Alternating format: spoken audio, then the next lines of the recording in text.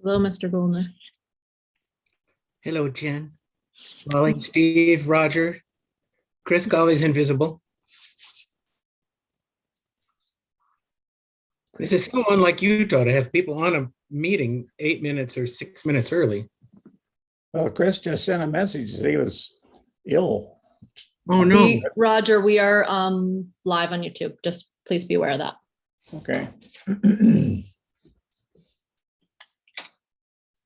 Sorry, I feel like I'm always kind of the harp on stuff like that, but I think it's needed. It's a good idea.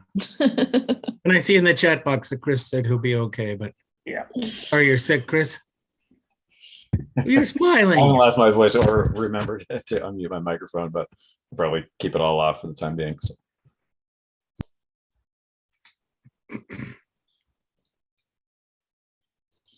Mm.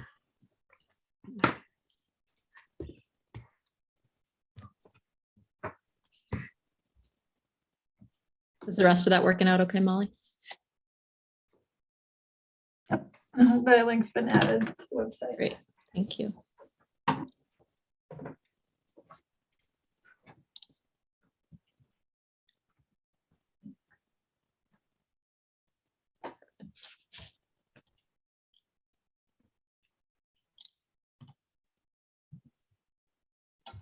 right.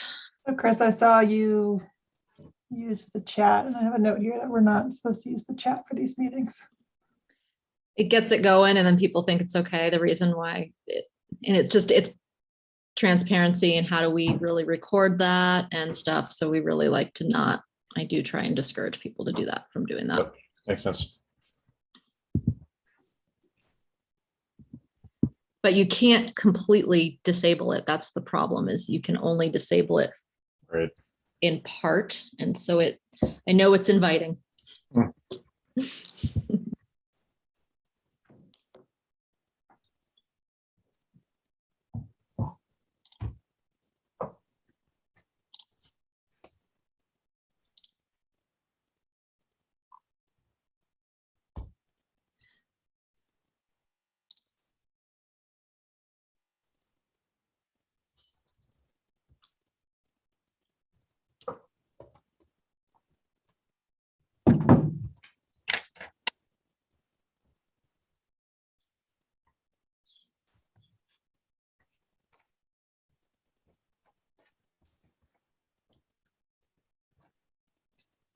Mr. Hello, Byrne, Don. hello.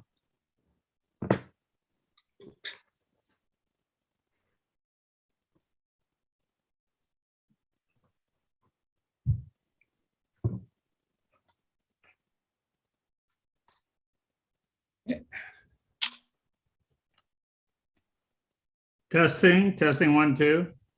You're loud and clear. Okay, which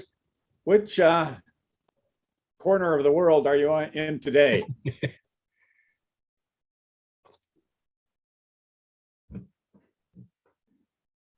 You're muted, John.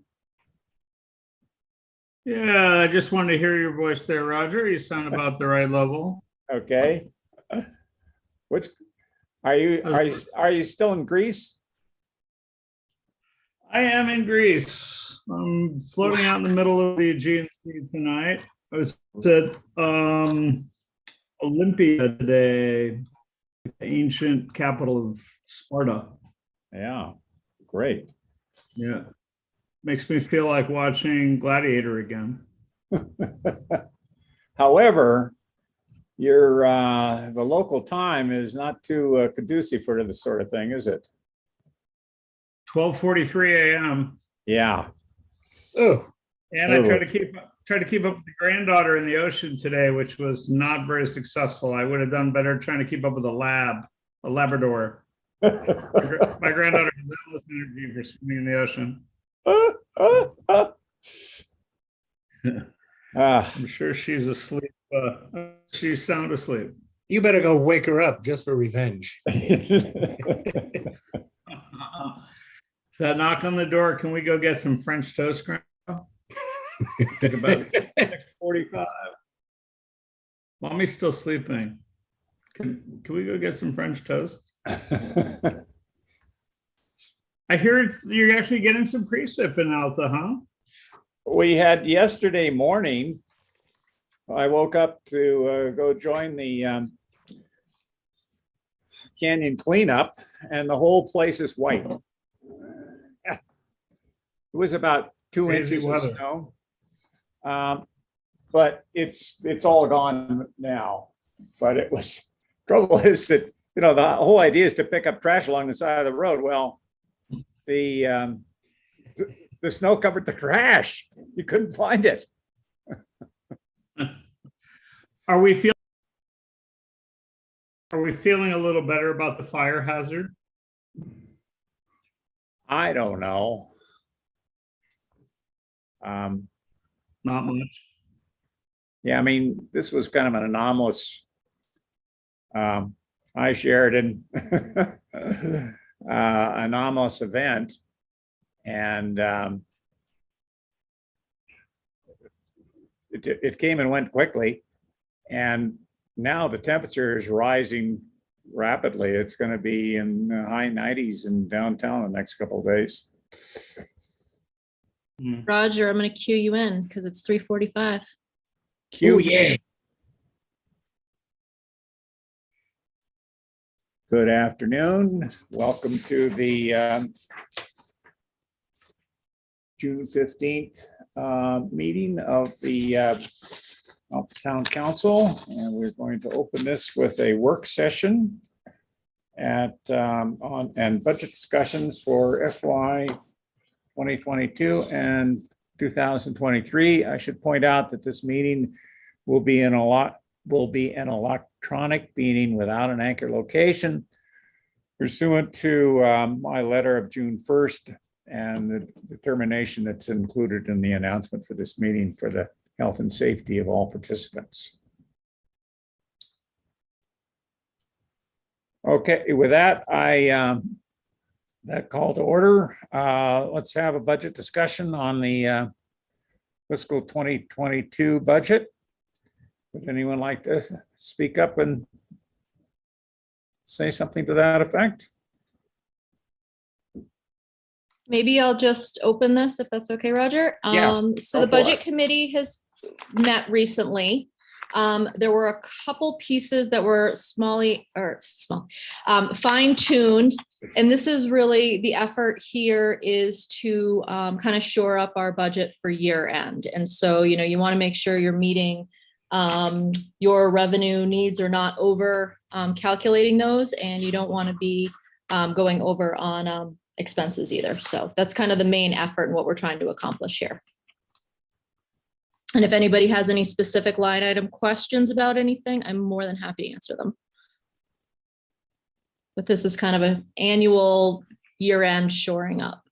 Steve, is there anything that you would add to that? No, that about sums it up.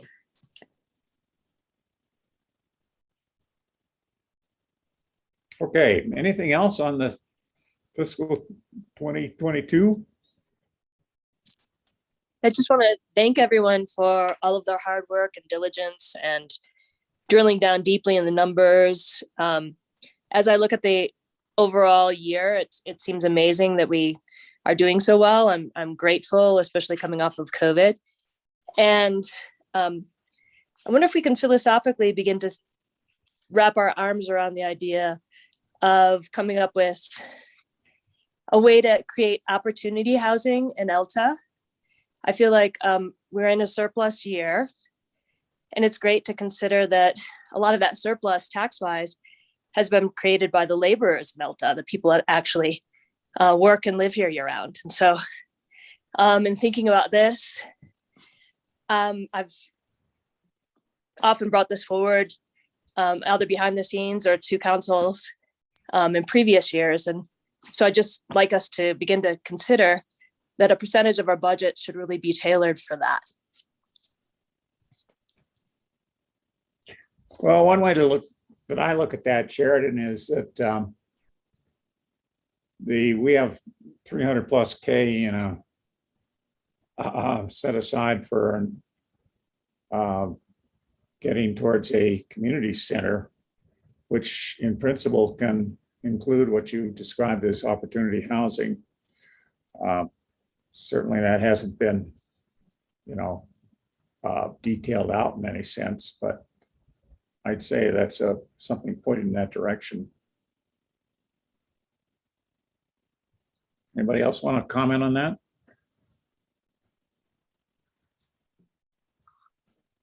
I'd comment that I think the need has never been greater and that the pressure is going to continue to increase because of the price. So many people wanting to move to Alta and the prices that are being offered for homes, unsolicited offers, $1,000 a foot, $1,200 a foot.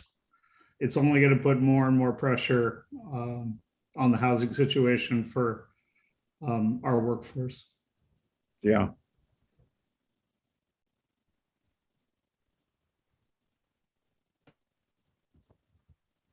Shall we move on to the fiscal 2023 budget? And let me ask for comments on that. Jen, you want to start off, prompt the discussion? Sure. So for this budget, there was a tentative budget that was approved last month. The budget committee met. There were, in general, a couple, mainly grants and things that we had to move from the fiscal year 22 budget to the 23 budget because we weren't able to complete those in this year. And, that's something that, oftentimes we'll heavily rely on our partners that we're working with on those projects. So sometimes, so I just want to kind of point that out, that it's not always that we're not moving forward, but it's depending on that grant cycle and what's going on, it can be a group effort. And so we kind of have to go with the flow there. We did not, I guess, highlights, we are not moving forward as far as I'm aware with a truth and taxation for this budget. And so the property taxes would remain the same as they were for this year. There are a couple proposed edits that the mayor wanted me to present. I realize those are day of, but maybe we can answer any questions and then I can walk through those if the council would like. We could also do that in the regular part of the meeting as well. Why don't you do it now? Okay, I am going to share my screen then.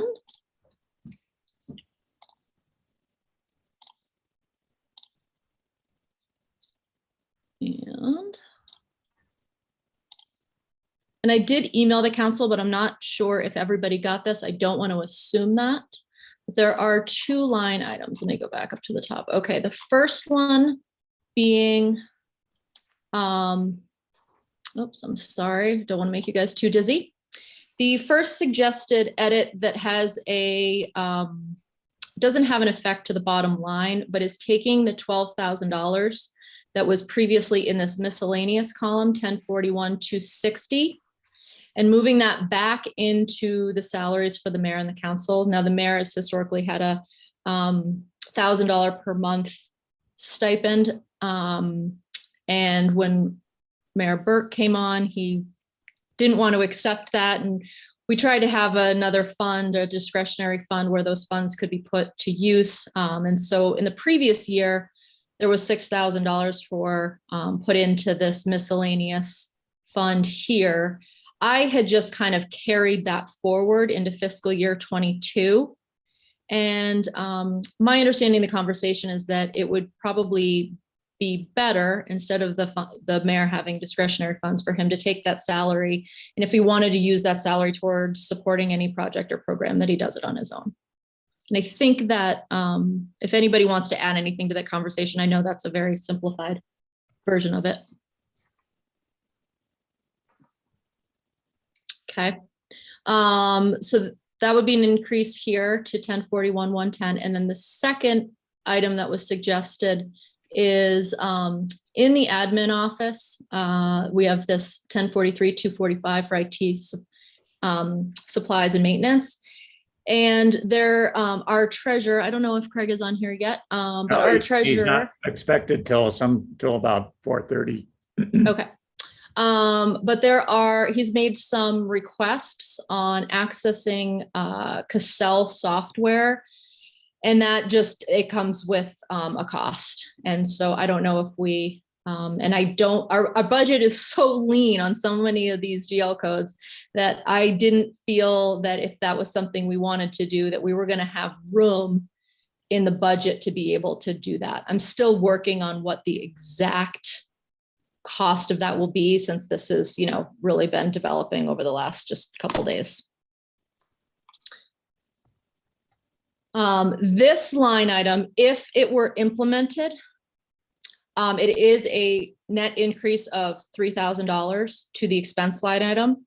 And so the suggestion that I had for Roger of one way that we could offset that is to increase 1039-200, this use of unreserved fund balance, to 59,000 here.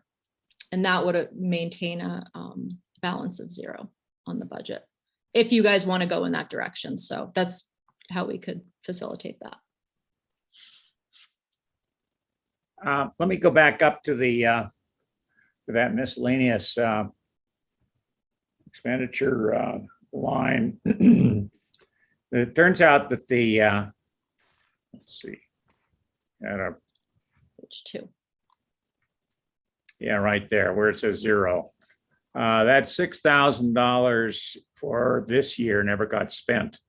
So it will just go into our, well, you tell me where it goes, Jen. Well, essentially, it's part of that calculation of what our year-end balances are. And if we're over that 100% threshold, it would be transferred to the capital projects fund, Got is it. the way it's being presented. Okay. So it would contribute to that. Yeah. Would it, and are we in danger of going over that 100% threshold? I have not been able to dive deep enough into our financial stuff to be able to answer that question. I'm sorry. Okay. I'm still trying to get a handle on all of the reports that we have available and how to review them and stuff. So someday soon, I Understandable. hope to be able to answer that question on the spot, but not today. Okay. Okay, any further discussion of the fiscal 2023 budget?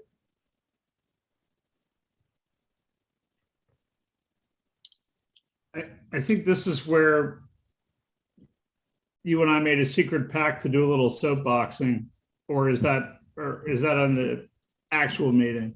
Oh, go ahead and soapbox. Yeah, I mean, it's a big disappointment, in my opinion, that we're getting away from truth in taxation. I think that we're only going to exacerbate our dependence on sales tax, and property tax is taking a lesser and lesser role. But yet, at the same time, I think I have the dubious distinction of having first suggested we do truth in taxation, and then being the person who suggested recently that it's only exacerbating our 100% cap issue by going ahead with it this year. And that it's also hard to justify in the light of the tremendous explosion of sales tax revenue that we've enjoyed down the home stretch, thanks to our commercial businesses. So good news for the property tax owners, the rate's going to stay the same. In the long run, I for one hope that we get back to a mindset that that we're going to pursue modest truth in taxation rate increases annually. We're seeing a number of other communities in the state take that approach, and that way you're keeping it to an inflation-like number. And I think that most of us think that that's the direction we should be heading in the long run. And yet we're doing a pragmatic thing by not starting that process this year. Okay. It's not exactly right that the rate will stay the same. The rate will actually be adjusted, as I understand it, to have the revenue stay the same. Isn't that right, Jen or Steve? Yes. Same dollar amount, Every Same- year, we don't even get inflation, as John was Dollar saying. amount. Yeah. So, okay, if there are no further questions, I'd like to adjourn the work session and open the public hearing. And I'm hereby calling a public hearing to order to accept public comments regarding the FY 2023 proposed budgets. Do I have to go through the same spiel about why there's no anchor location, Polly? Okay, good. All right. So, is there anyone in the out there in the public to would like to comment? Yes, it looks like we do have Cliff liking to make a comment, so I'm just going to allow him to speak. Okay. Cliff? I believe we should be able to hear you if you're ready, Cliff. Hi there. Yeah, I guess we still don't have the cameras turned on, but that's okay. This picture looks better than how I look in real life anyway. I totally agree with John Byrne with the premise that the town should do a truth in taxation hearing every year, unless we're seeing deflation. As the mayor pointed out, the nominal dollars stay the same. And unfortunately, under Utah law, that's all you can get other than growth. And so you really need to do a truth in taxation hearing every year just to simply keep up with inflation. So that's my comment. Okay. Anyone else? If anyone else from the public does have something they'd like to say, you just have to raise your hand in Zoom. So at the bottom of your screen, there's an option to raise your hand. Holly, I have a question for you while there's nobody speaking. Do we, because these are public hearings, do we basically need to just be put on hold and adhere to this schedule? Like we can't, can we move forward if there's nobody speaking? Yeah, I don't have the agenda. What time did we say the public hearing would be Well, we held? have 3 of them and they're each about 5 minutes long. Yeah. So we want the to, I just first want to one- make sure that we, I think we can move forward and we Okay. can just check in if somebody, let's check in again kind of in 10 minutes and see if anybody Okay. else wants to speak. Someone showed up later during that time period. All right. In that case, I am now calling a meeting to order to accept public comments regarding the FY 22 budget amendments. Is anyone from the public out there who would like to make comments on the FY 22 budget amendments 2022? Please raise your hand. Not seen any hands raised yet. Okay.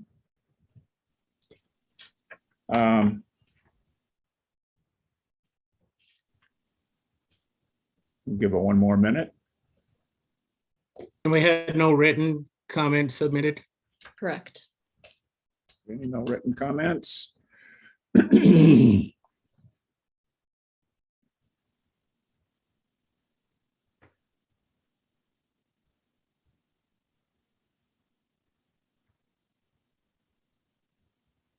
All right, in that case, I will adjourn that section of the meeting and call a meeting in order to accept public comments regarding the Alta Special Service District budget.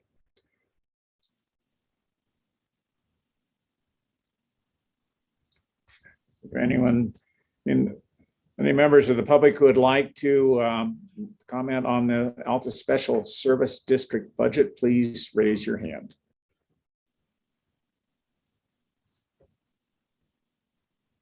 Not seen any hands here either.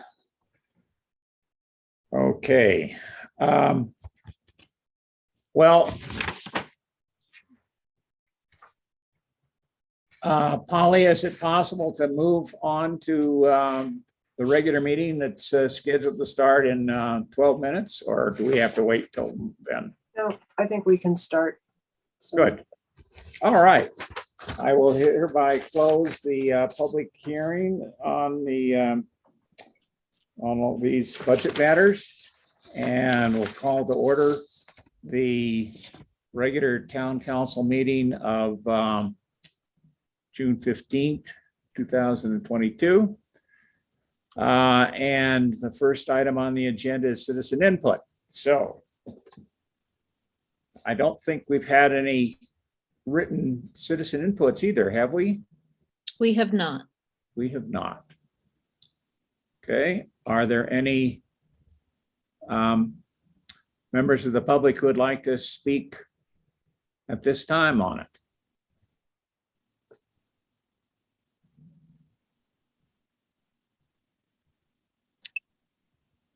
Mayor, if I may, I have heard behind the scenes, and they do have my encouragement to speak up during this time.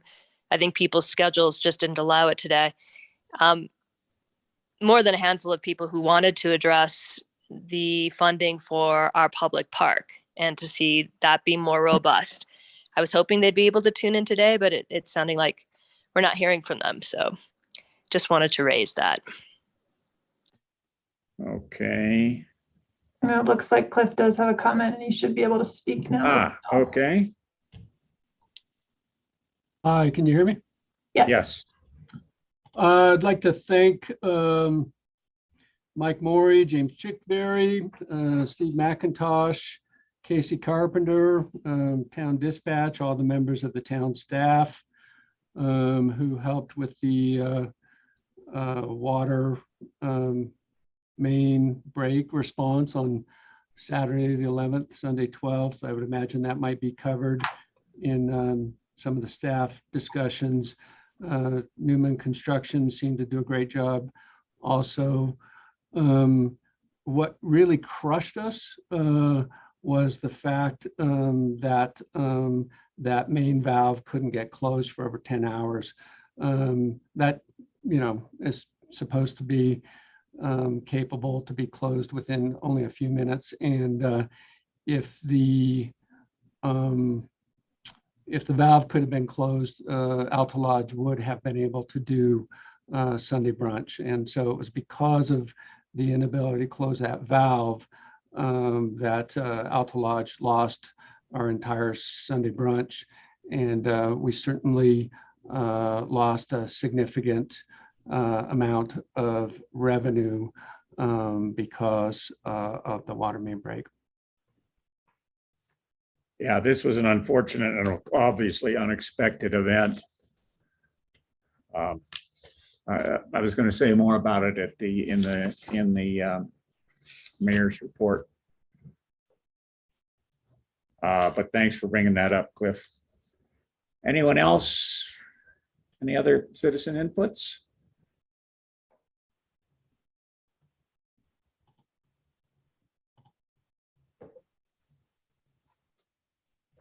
Okay, let's move on to item 3 on the agenda, which is the Utah Local Government Trust renewal with Josh McKell.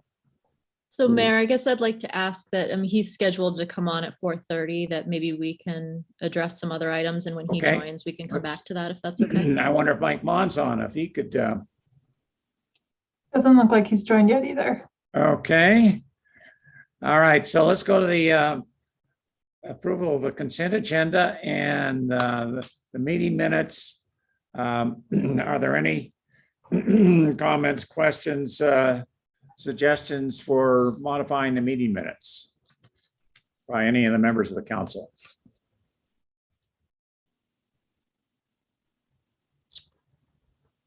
Okay, and the treasurer's report or the staff reports? Any comments by anybody on any of those?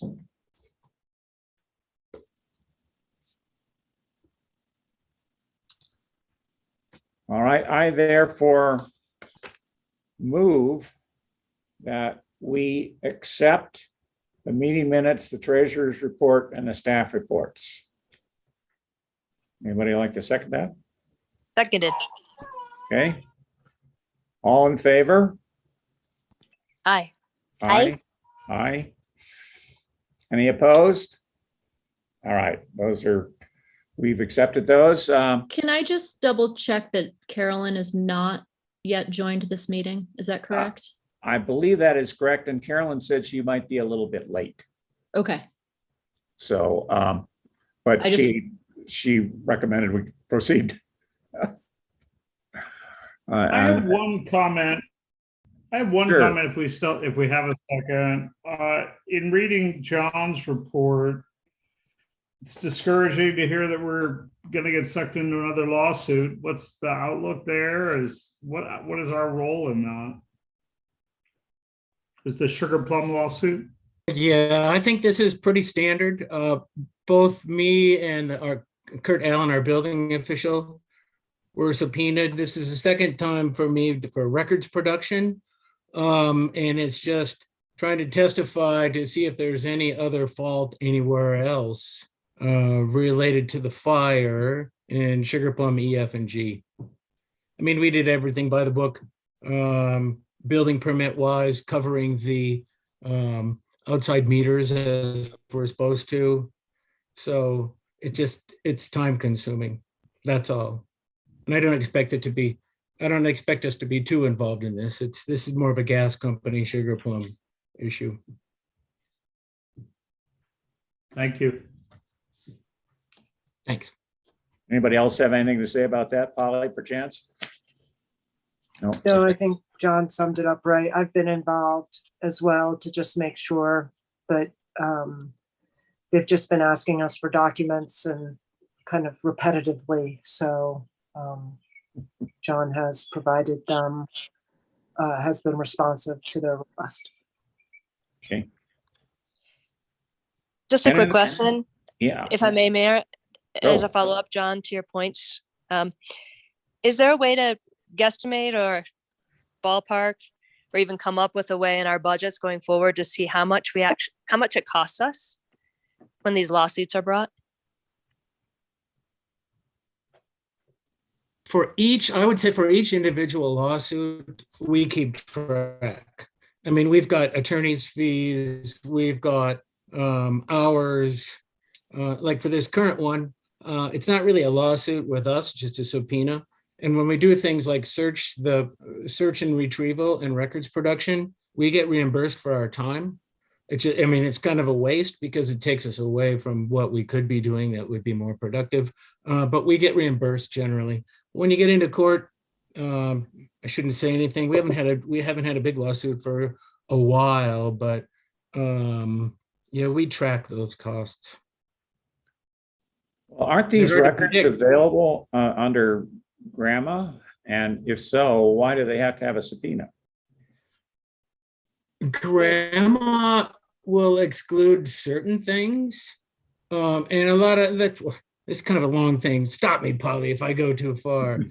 Some attorneys will use grandma for discovery because it's cheaper and easier, but you can redact things, and we don't redact anything. We searched and gave these guys everything they needed in this case, but since they're in court, this is just, I think, more official, and they're going to bring Kurt and I into for depositions as well. So it's just kind of the first step. But yeah, they could get all this stuff from grandma. And my soapbox, John and Roger, before people started abusing grandma, they could get this stuff with a phone call. But people all over, not just Alta, have started using grandma more and more and more and more and more. And so it had to become more official than anything in the past. So yeah, they could have grandma, but we're in court. So this is the way they go. Okay. Sheridan, do you think you got your answer? Yes, thank you, Mayor. Okay. Any other questions regarding the department reports? Okay. In that case, we'll move on to the mayor's report. And I want to start the mayor's report with introducing our newest staff, newest member of our team, Molly Austin, who's in the upper left-hand corner. Molly grew up very close to where I did, albeit several decades later. And she went to the University of California, and then she kind of followed a familiar story we hear so much in Alta. Well, I came to Alta for just a little while, but I haven't left. and we get that story over and over and over. And I guess here we all are. Then I wanted to move on to, so welcome, Molly. Thank you. I'm happy to be here. Yeah, good. The water main break that Cliff spoke to, I want to offer kudos to the same set of people. Casey Keith, who was actually consulting on it from Wyoming, was ready to hop in his truck and come down here. And Steve McIntosh told him, no, stay where you are. Mike Morey, Chris and Connor all made a quick response to an emergency repair. Those guys were out there working on this past midnight on Saturday to try to get this thing back in operation. Now, unfortunately, it lapped over into the next day. And it's, but it's a reminder to me that we've got to keep up with this infrastructure, and that fortunately, John Byrne is putting together a multi-year plan to address just that. I wouldn't call this that anybody neglected anything, but when you put metal in the ground, it changes to something else. That's what chemistry is all about. And that's what was the proximate cause of this failure. And now I would like to share my screen for the next item, and let's see if I can do that successfully.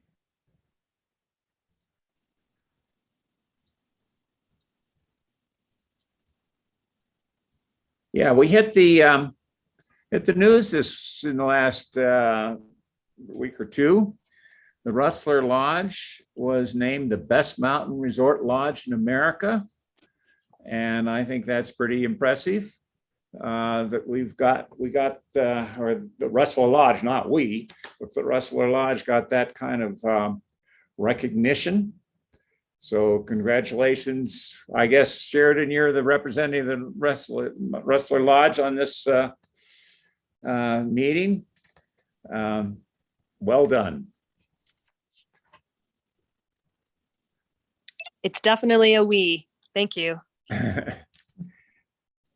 Then there is a Washington Post article on the 10 best cities for outdoor recreation. And what do you know? Salt Lake City is included. And there's this picture, and we all recognize that. Here's the Albion Meadows Trail.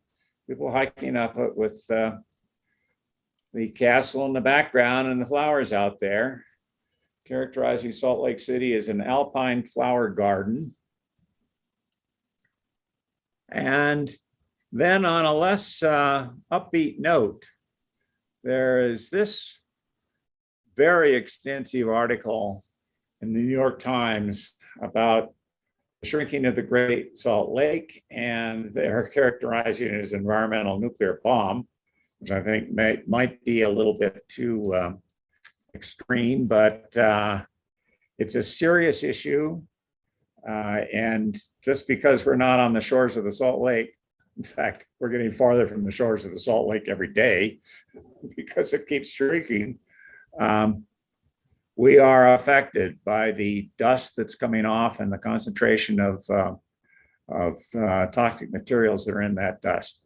So if you haven't had an opportunity to take a look at that Salt Lake, that Great Salt Lake article. It was, I believe, reprinted maybe with some,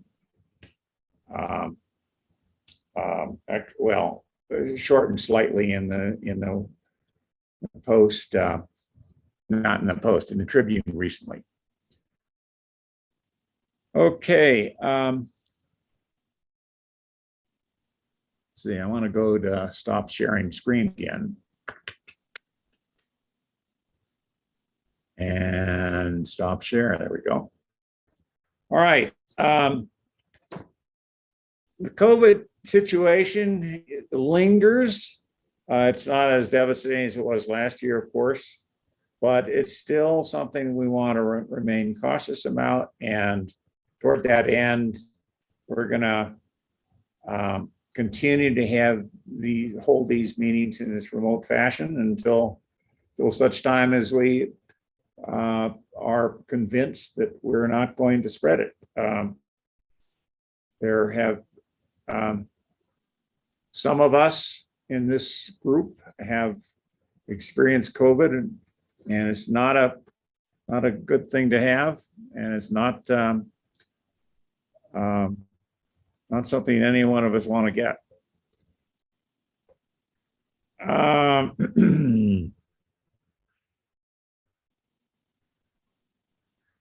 I had a good get acquainted session with Dave Fields last week. We had lunch at the Forklift, and Snowbird's our neighbor, closest neighbor. And I think we are good neighbors, and we want to remain that way.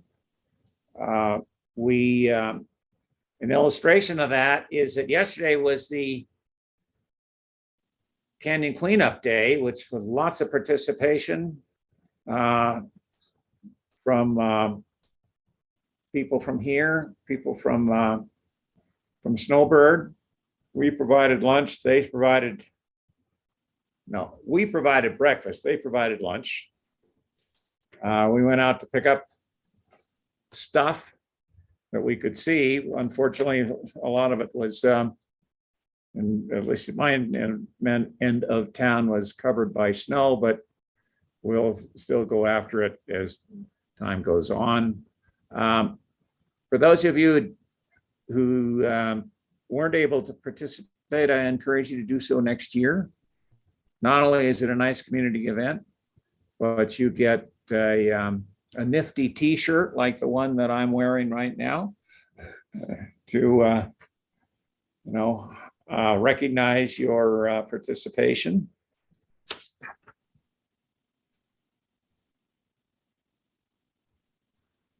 We've been in discussions with the Patsy Marley Estate to look at, first of all, just making a fairly minor hookup between a water line that's already been built to within a few feet of our Grizzly Gulch tank. And we are in discussions with them on what it's going to take to finish that off. Our nearby town, Sandy, the mayor has organized a meeting with the governor for a few of us local people on June 28th. The theme of that meeting has to do with transportation in the canyons. I believe it'll include the mayor of Brighton as well. We don't really have, I am planning to attend it. We don't really have very many chances to get FaceTime with the governor, so we want to use that FaceTime well. If you think of some things I should bring up with the governor in the few seconds I'll probably have an opportunity to say something, let me know beforehand. I'll try to figure out how to shoehorn that in. So that's, as I say, I believe that the theme is going to be on canyon transportation. Evelyn Everson, also from Sandy, is setting up a press conference on day after tomorrow on something called Slow Down Utah, another example of cooperation between the mayors and the chiefs. I don't know if Mike is going to participate in that, or James, are you, or one of the deputies? Can you talk about that? I haven't heard anything about that yet. I could certainly talk to Mike about it though. Okay, I'm pretty sure he's aware of it, but on the other hand, he's away for a while. When do you expect Mike back? I think he's back on the 21st. Okay, so Mike is not part of that. Yeah, when is that event? I believe it's this Friday, the 17th. Oh, okay, gotcha. Maybe I can talk to you about it tomorrow. Yeah, okay.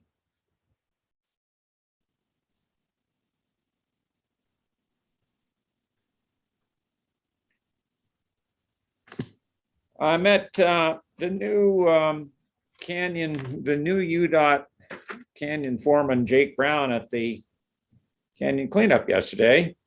He's been promoted. He's been very helpful and supportive. And no, I'm sorry, not Jake Brown. The person who's taken Jake Brown's place, his name is Sean Wright. And he's very aware of the canyon. One of the things I asked him about is striping. Boy, it's hard to see the center line on this road anymore. He said they have a plan probably next month to get the whole canyon road striped. He also said that there's going to be some interruptions, one lane traffic for various places along the road this summer because the power company, Rocky Mountain Power, is going to be working on the line, the power line coming up here. So we'll expect delays. I'm sure those will be announced well in advance. Our next meeting of this group will be on Wednesday, July 13th, 4 o'clock. We may or may not have a work session beforehand. We'll let you know. Okay, any questions on the mayor's report? Yes, John. Yeah, I just wanted to clarify that, I'm doing the easy part of the 10-year plan. I'm doing the spreadsheeting and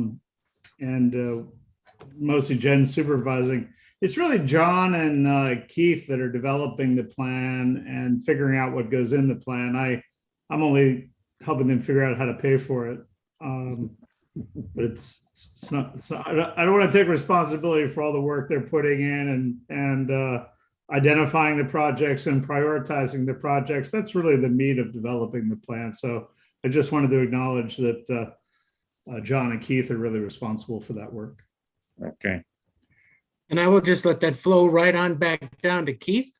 Since he's our water operator, he knows the situation and what we really need. And we have it pretty well laid out, what we need. It's time to just start doing the projects now, prioritize and do them. Yes. So thanks, John, for setting up the future money tool, and we'll get cracking on following through. I think it looks pretty good too. The way we've got it spaced out, we're really looking at modest revenue adjustments over the next 10 years. Numbers like today's rate of inflation, and I think that the money's going to be there to pay for the projects. So hopefully we'll get some outside money as well, particularly source protection money. Some kind of source protection grant would be really helpful for both the water fund and the sewer fund. But overall, I'm pretty encouraged by the way it looks, and I don't see any really big draconian rate increases as we look out over the next 10 years. So that's good. I'm kind of amused to say that the easy part is figuring out how to pay for it, but that's okay. Anything else? Any other feedback on the mayor's report? just to your point about the New York Times article, Mayor, did you have any big takeaways? I did. I'm just kind of curious. Speaking of water and water costs, I wondered if you wanted to speak about that at all. I don't have, I guess my reaction to that New York Times report was alarm, as if I weren't already alarmed at what the consequences of climate change are. This toxic dust from the Great Salt Lake is one I hadn't really recognized as being as serious as they are characterizing it. I knew all sorts of other adverse consequences of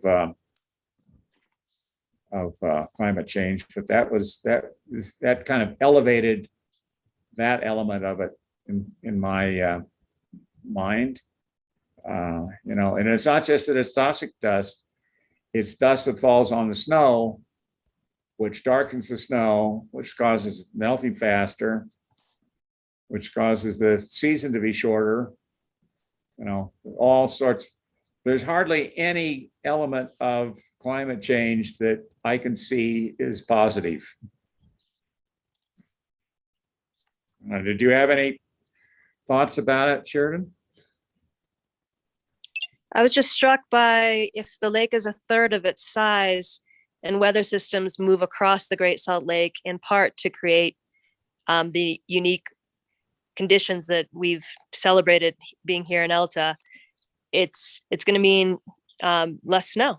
It's going to be less snow, and also that we are charging significantly less as a state comprehensively for the cost of our water compared to other places in the states that have much more water than we do in Utah. And I think it's good that we're looking at incremental price increases over time as a result. Yeah. Okay, anything else on the mayor's report? If not, let's go to Mayor, it is yeah, go ahead. 4:30 and we do have Josh here. Yes, Should we that's move what on I to was, that? that's where I was headed. Okay, great. Utah Local Governments Trust Renewal. Josh Piquel, welcome. Hey, thank you for having me. And fill us in. Well, I have to ask you, Mayor, are you at the top of Gunsight right now? No, I'm not actually. I'm on the summer road. Okay. I was gonna say that looks like more snow than should be up there for this time of year. Yeah, it is. Well, let me see if we can't correct that.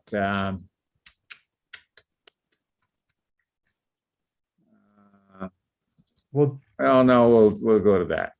oh, there you go. There we There go. we go. Nice, beautiful. Well, do you all mind if I share my screen really Please quick? do. All right, let me just pull this up. Incidentally, it's been quite a number of years before I was at the top, since I've been to the top of Gunsight. In fact, quite a number of decades. Well, it might be time to get back up. Yeah. Well, I appreciate you having me. I'll be brief. I know you guys probably have other business to get to, but we do this on an annual basis to go over the renewal with the council. Previously, your representative from the trust has been Greg Baumgartner. I was involved with Alta years and years ago. I think it was 13 years ago when Alta joined the trust, and I worked directly with John and with Kate Black to make that happen. Then shortly thereafter, one of my colleagues took over the account as part of a territory change, and that particular colleague just recently took another job, and I've got that particular territory back. So I'm happy to be working with the town again. And John let me pop in there a couple months ago and hang out with him for a little bit. It's good to be back in the city offices and to see him again. And I look forward to working with you guys. I wanted to briefly just go over some of the changes at the trust. We are not immune to the pricing increases that are happening right now in the commercial insurance market. although we are much more insulated than normal commercial carriers. The trust does still have to purchase reinsurance though, and right now we pay claims that are under a certain capture point, but anything that breaches that capture point, our reinsurance takes over. At the moment, we are on year 3 of the biggest reinsurance increases that we've ever seen. And ahead of this, we have been absorbing those increases with member reserves, and we are looking to alter our strategy and take our recapture point a little bit higher so that we aren't as susceptible to reinsurance costs. Our property reinsurance increase was around 20% this year, and our liability increase was around 30%. Luckily, Alta will not be receiving any increase whatsoever on liability. Your liability is staying completely flat. That's where majority of your premium lies with the trust. On property, the insurance is up 9%, but it has nothing to do with your performance. That's just a standard rate increase for the trust. The good news is I've been at the trust. This is my 14th year. I've only seen one property adjustment the entire time I've been at the trust, which is unheard of for an insurance carrier. And the last property adjustment that we had actually went down. We are up 9% on this property adjustment, but I'm not anticipating a continual property adjustments. I think we're just kind of recalibrating, and this is just part of two things. One, not adjusting our rates in years and years, and two, experiencing what's going on with everything else with inflation and hard markets and gas prices and real estate costs. It found our back door as well. So on your autos, your auto premium is actually down $91. Has nothing to do with our rates. Our rates have stayed flat. It's just a slight adjustment to your schedules.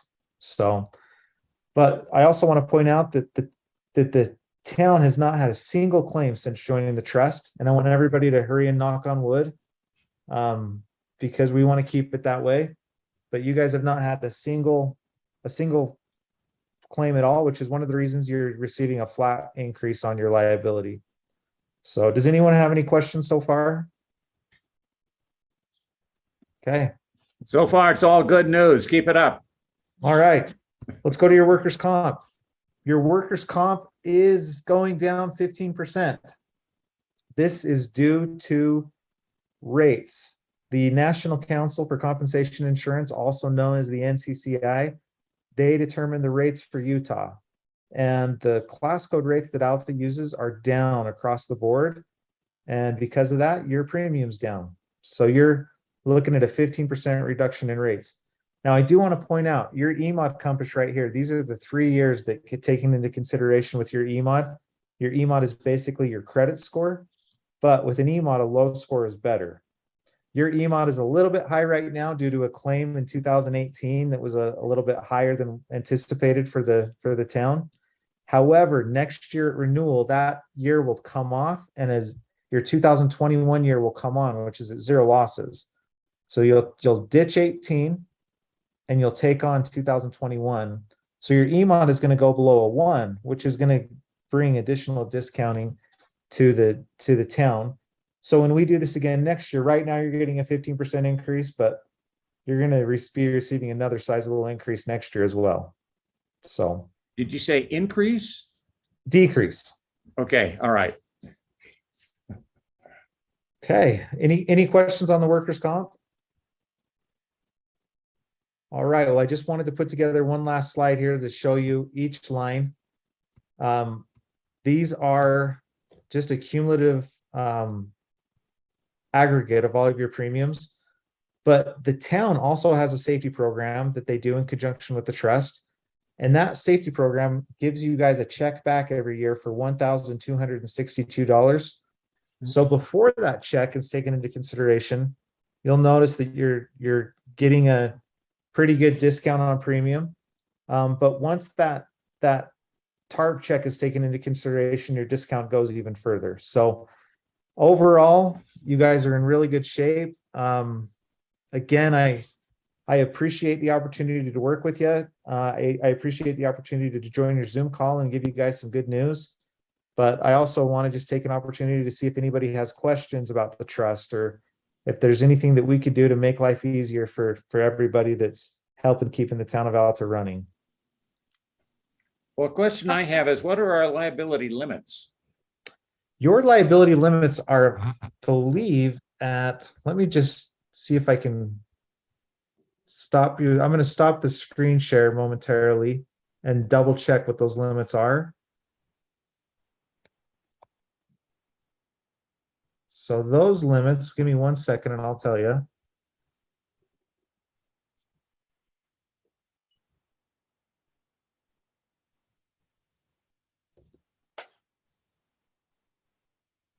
So you guys have a $5 million liability limit.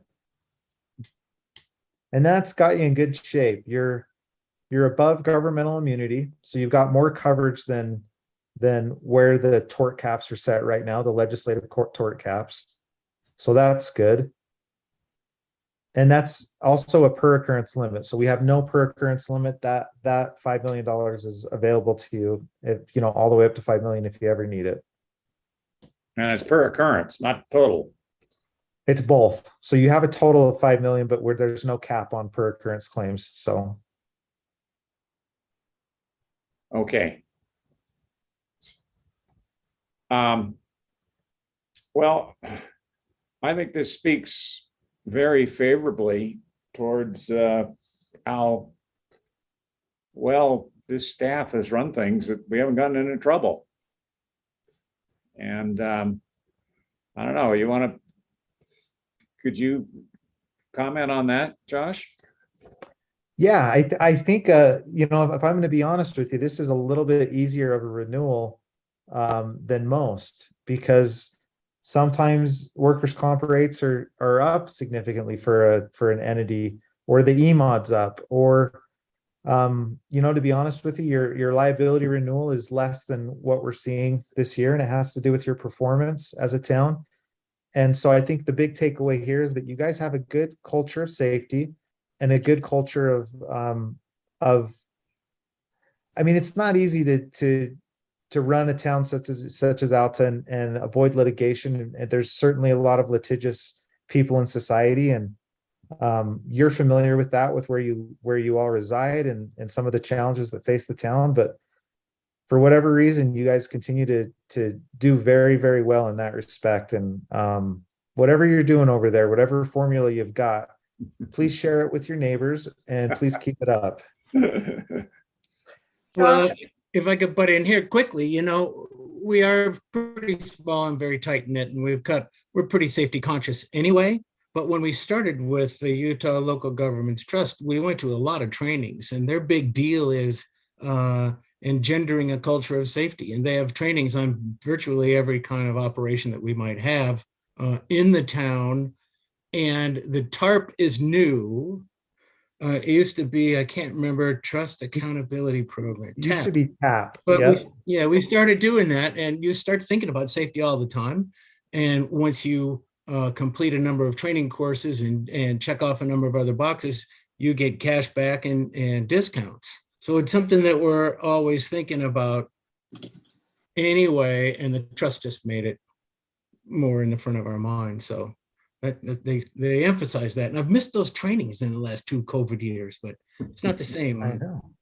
Well, we're But probably so- stuck with this virus for a long time, but we are going to start meeting in the building again, but we're also going to offer all our trainings online too. So anybody that doesn't feel like, they want to attend or maybe put themselves at risk in a crowded building, they're welcome to jump online, which we encourage as well. So Great. I noticed with the premiums, I didn't see a rider for land use coverage. And I remember inquiring about that. I'm the town attorney. Do we have that rider? And if not, what would it take to get that? So all of our members receive land use coverage that is in the form of defense costs. And so you guys do have that. The defense costs are in place for Alta Town. We have, quite honestly, we have the ability to provide an exclusionary endorsement. And we have provided those for entities that do not have good protocols in place or that continue to see an excess in mismanagement in that area. But you guys are in good shape, and you do have the land use defense cost built in. So, Okay, thank you. yeah. Any Thank other you. Thank you for this presentation. It's great to meet you. Thank you to the town staff and everyone for doing such a great job with the culture of safety. Could you explain that land use coverage? And also, I thought I saw a payroll coverage. Could you explain those two aspects of how the trust protects us? Yeah, so land use is a pretty common exposure with cities and towns. And while we don't see a ton of land use claims, not like we used to, but training is your best option when it comes to addressing land use, having the proper training and going through the right protocols, because land use claims only become an issue when there has been a misstep for the most part. Although anybody can sue the city for anything at any given time. And while land use isn't a common coverage under a commercial liability policy, we want to be able to step in and be able to provide defense costs and help out cities, because it is still an exposure that exists. It's still something that cities and towns are going to see from time to time. And it's something we have experience with. We've contracted with some of the best legal law firms that deal particularly in that area. And we want to be able to provide those resources for you and get you into a better position. Also, you also have malfeasance defense that's built in. So if anybody alleges malfeasance against the city, the council, the mayor, anybody, but a couple other things that we have built into the policy that I didn't mention that I'd just like to briefly touch on is you also have crime coverage at no additional cost. You have $5 million in crime coverage. We worked with the Utah Money Management Council so that anybody that has crime coverage to the trust no longer has to have a treasurer's bond. And so this eliminated the requirement for a treasurer's bond, which saves you a little bit of money. But the coverage is excellent, and $5 million is far more than you guys would probably ever need, but you have it. In addition to that, you also have cyber coverage. Cyber is a hot topic right now, and it's very expensive. I would go out on a limb. I would feel comfortable saying that if you were to go procure your own cyber coverage at the same limits, you might pay just for cyber as much as you're paying the trust right now. But we have such a leveraged pool that we're able to purchase that at a good price. We don't pass that price on to our members, and everybody benefits from it. So you have cyber coverage as well. And then we also do first and third party pollution. Not a huge risk and exposure, but it can happen at any time. And if your site ever becomes contaminated, or if a vehicle that is owned by the city were to become in an accident in someone else's property and cause a contamination issue, we want to be able to address that. You asked about the payroll. That has to do with your workers' comp coverage. The workers' comp coverage is statutory. So in other words, it's not a common policy like you see with insurance policies, because it's based on legislation. And so whatever the legislation does, like for instance, when we had first responders with COVID, there was instant legislative change that said presumption is that if somebody is a first responder and they get COVID, the presumption is that they got it probably first while they were a first responder, and that workers' comp will cover it. There's always changes to the law and state statutes, and we are on top of them and we adjust accordingly. But that's how workers' compensation works, is we have to just do whatever the statutory law says, and we follow it. And you guys have good coverage there and good training around that. And you've only had really one loss that's pretty insignificant, but your payroll is so small that it is a little bit sensitive to it. But your premium is also small as well, which is a good thing. So I hope that addressed your questions. Thank you. It did. Thank you. You're very welcome. Josh, could you give me an example of a land use claim that not one that necessarily was here, but one which might be representative of what we might experience? Yeah, let me give you an example of one that's just happened with our members, if that's okay. Sure. We had a town that has got a pretty rich culture and heritage of just mom and pop shops, mom and pop retailers. And they've been insured with the trust for years and years and years, and they don't particularly welcome franchises. They're not really big on franchises. They just want mom and pop shops in there. Well, somebody purchased a franchise license and they went to the city and said, hey, we want to open a sandwich shop at the end of town. And the city approved it and they moved forward. And as this shop was getting closer and closer to opening, a Subway sign went up. And the city said, whoa, wait a minute. We have on our, bylaws, and we don't allow franchise businesses.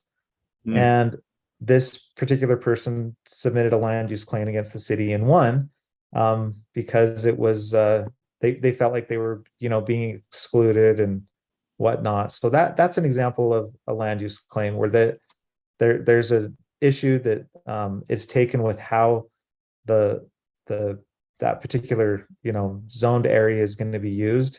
That's by the way just one example. There's several different examples that can happen with land use claims that have to do with ingress and egress, and there's really a large gambit of different claims. But that's one that sticks out in my mind because that's one of our most infamous land use claims at the trust. So, and by the way, that Subway is still there. So, As it should be. Okay. Yeah, and there's other there's now a McDonald's in town as well. So. Well, I'm not exactly expecting a Subway here in Alta, but nor a McDonald's for that matter. But okay, I just didn't understand what a land use claim would look like, and there you are. Thank you. Yeah. Any other questions of Josh while we got him? We don't see a representative of Land Use Trust very often, the local government trust rather, and so let's see if there's anything else we want to learn from him. I presume that we could contact you for just general questions anytime. What's the best way to do that? Well, you can email me. My email is josh@utahtrust.gov, and Utah Trust is spelled out. Mm-hmm. My number is very hard to memorize too, so you might want to write this down. Josh, can I interrupt you? It probably is best that if somebody has a question, they go through John or I, and we reach out to you. That kind of might help streamline things a little bit. Okay. Is that appropriate? That we can help facilitate those you guys, conversations?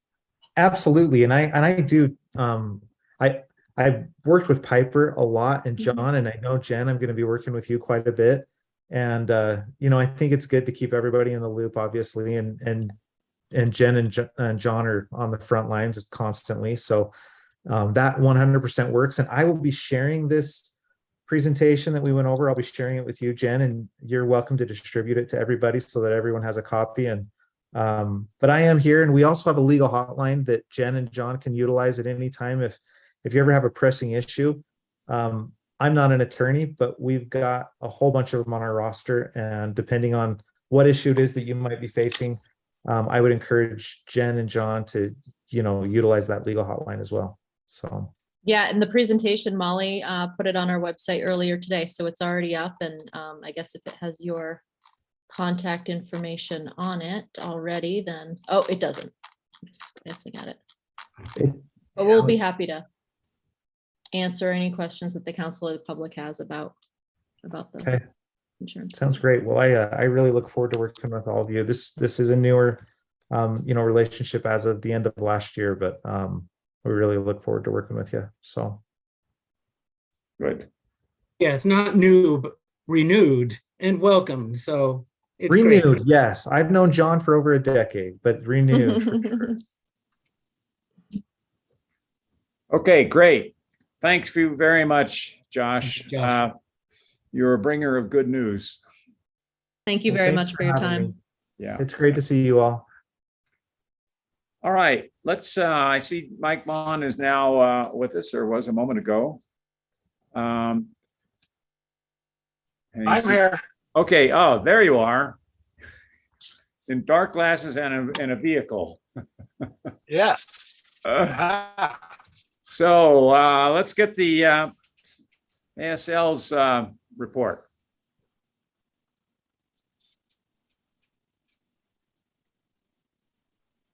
Uh-oh.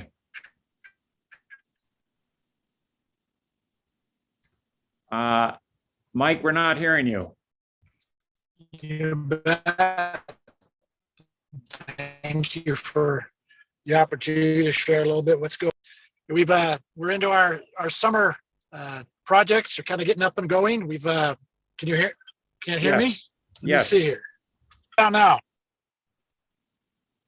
You can hear me now? Yeah. You're cutting in and out. How about now? Yeah, try to give us a short count. 1, 2, 3, 4, 5. Okay, that went well. All right. Well, we'll get it figured out here. So we're into our starting into our summer projects here. The snow is finally melting away.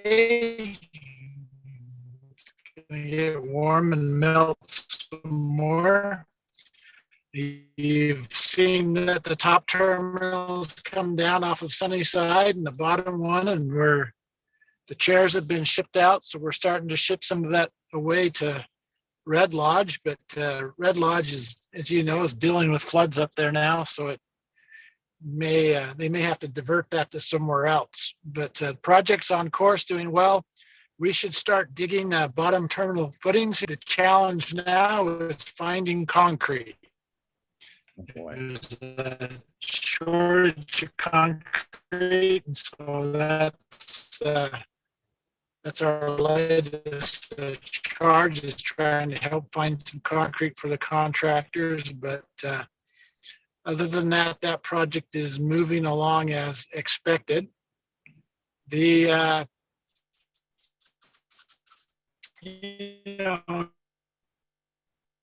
We're anticipating there'll be some challenges like that along the way as we go through. The summer road, we're working on the summer road. It's we're grading it and rolling it. Scheduled to do the mag chloride, I believe, on the 12th as well. That we may open the road to the public as early as July 1st, and also if it's melted out enough by then, or still have some snow that it's all. Now it's reservation only for the campground, and then if there's any cancellation, but that's and my understanding is from July 15th, that first month, that all of the reservations it's fully reserved out for the campground that's there. You may have noticed that the trees that we've been removing, we've been doing some milling. We bought a little portable mill, and we've been milling that wood and plan to use that in various projects throughout the ski area. But it's a way to kind of reuse that resource, and that seems to be going well. The Forest Service is really happy with that too. On the sales front, we just went through our first tier of season pass sales for next season, and the volume and revenues are about the same as last year. And some shifting in different products, but overall really close to last year's volume, what we've seen so far. So things seem to be on track in that arena, and we're in the process of I'm gearing up to update our master plan and projects and things with the Forest Service for the next summer. We have a short window to kind of get the work done that needs to be done on the environmental side and get things in the queue for next year. And so we're in that process that's there. And other than that, it's kind of how things are going so far. Do you have any questions or anything for the skier? Anything I can address for you?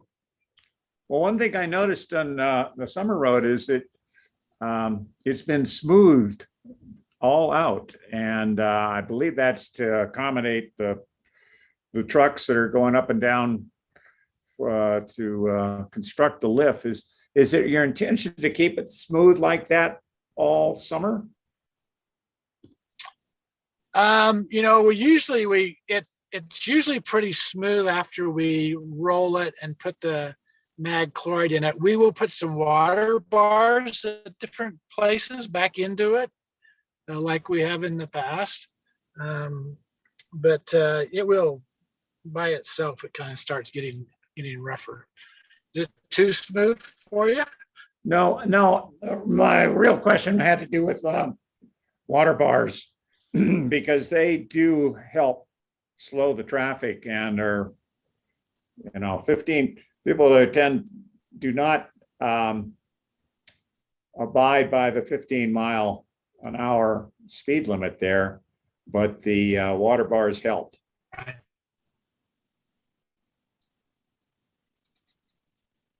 Yeah, we'll be putting some of those back in. Okay. Any other questions of Mike? Other questions?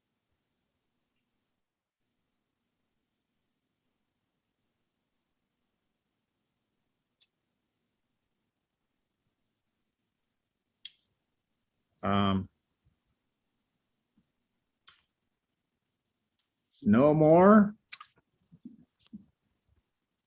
In that case, thank you for your update You're welcome. and drive on, which is, where are you? I'm I just got out of a meeting with the Forest Service, so I'm in their parking lot right now. Oh, I see. Okay. They're not in Greece like John Byrne.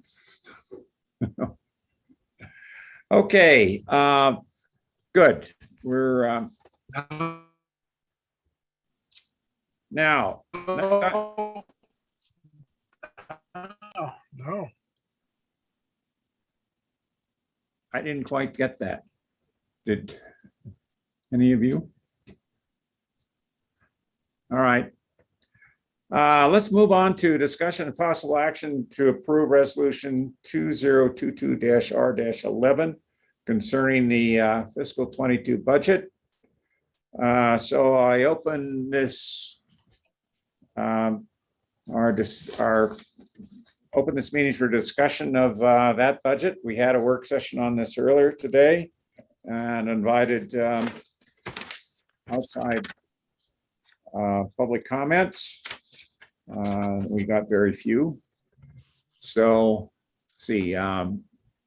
Is this Jen's screen? Are you the one who's running this, or is Molly? I am. Okay. I think do we need a motion before we start the discussion, Polly? Is that? No, I was just looking, I just wanted to check that there was no one else from the public that maybe came on between 4:05 and 4:15. I didn't see anyone on my screen, but just in case there was someone who wanted to comment on any of the budgets. I don't think we had anyone, but. Okay. Doesn't look like anyone else has requested Okay. to speak from the public, so. Okay. All right, Jen, go ahead. So this is a resolution that basically accomplishes two things. One, it is the resolution that will approve kind of the shoring up of the 22 budget. And what it also does is it authorizes me as the town clerk, based on year-end numbers, to be able to make a general fund or make a transfer from the general fund into the capital projects plan. It's been my understanding that that's sometimes, or most oftentimes, that transfer doesn't happen until sometime in the fall with Steve, after we really make sure we have taken a careful look at all of our year-end numbers. And so this resolution accomplishes those two things. Okay, any discussion or questions about this resolution?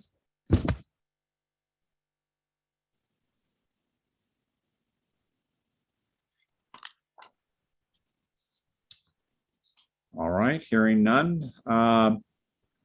I will call the question. All in favor of approving resolution 2022-R11, say aye or hold up your hand. Aye. Aye. Aye. Okay. Any opposed? All right, adopted. Did we, I'm sorry, I just want to make sure I got the record correct. We do have Carolyn with us now, is that correct? I believe so. Okay, I just didn't Yes, hear. Jen, I'm here and I support. Okay, great. I just didn't hear your voice. And was there a Sorry. second on that or was there? I feel like we, I may have skipped Did I- over a second. yeah, that's what I just want to make sure. Okay. And I can Seconded. second it if you Okay. want, Jen. And then can you do a roll call vote, please? Because it has to do with money, and anytime we deal with the budget, we need an actual roll call Okay. vote. Who calls the roll? It can either be you or the town clerk. Okay, let's have the town clerk call a roll. Mayor Burke, Yes. Councilmember Davis, Aye. Yes. Councilmember Byrne, Aye. Councilmember Ansel, I'm here. Aye. and Councilmember Morgan. Aye. Thank you. Unanimous. Is that procedure needed for all items having to do with budget, Polly, or, Yes. okay? So the next one will require the same thing. Correct. So the next item is discussion and possible action to approve resolution 2022-R-12 for the FY 23 budgets, authorizing the town clerk to compute and file the town certified tax rate for no tax increase rate for FY 2023. I move that we adopt this resolution. Second. Okay, moved and seconded. Discussion?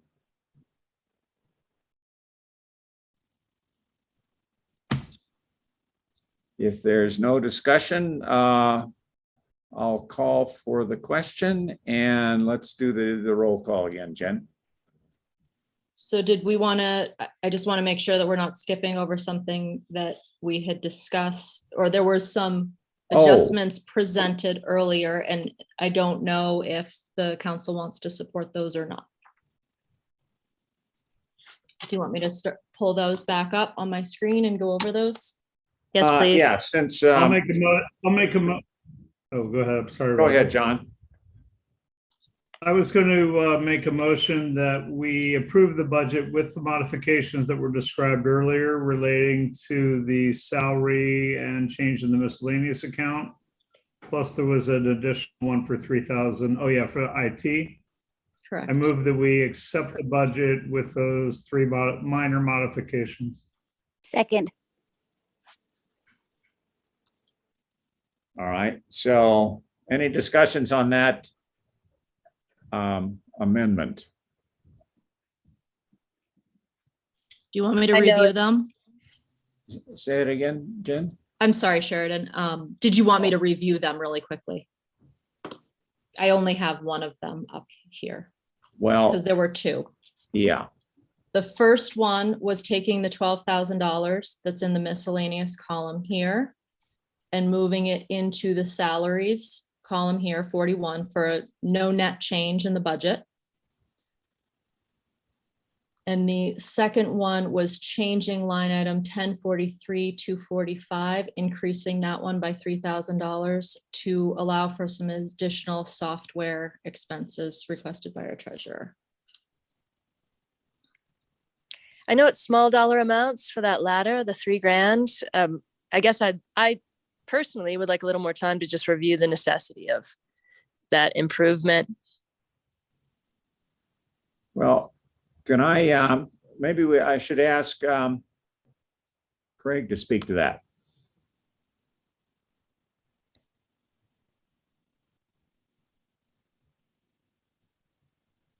Can you hear me, Roger? Yes. All right, so say again, what would you like? Well, what we've done is added to the IT budget, the funds for giving you the capability of getting better visibility and into the budget. Yeah, look, there are some there are some costs that are associated with my onboarding. We've identified, some of those already. Whether there'll be more in the near future, don't know yet, not far enough into it. So Jen incorporated that into the IT area, and that's a fine place to put it. I think as we go through time, we may discover some other stuff, and we'll deal with that as as an amendment to the budget.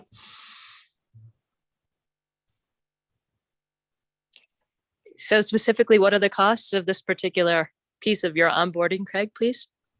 Sure. We have a GL. The GL is called Cassell. In order to be, the primary purpose of the town treasurer is to actually ensure and monitor the cash expenditures. That's pretty hard to do without access to the GL. So if you get access to the GL, depending upon the way your license is structures, is another user requires another license or some additional charge. So the way I understand it, Craig, and correct me if you understood it from Cassell differently, but there's two pieces to the request. The one, just having the access, the Cassell Connect has no expense associated with it at all. It's the second piece that involves being able to manipulate the software. And you've requested just a sandbox version. I want to be clear on that so that you can get in and explore how different entries are done, reports, things like that. And that's the piece really that I'm trying to figure out with Cassell right now, how we can do that for you. And I do want to be clear that this is an estimate. I don't necessarily know, because this is kind of a new development, that is going to cost us $3,000. It may cost us less, it may cost us more. We're still trying to figure that out with Cassell, but I felt like this increase would help facilitate that if we did want to move forward.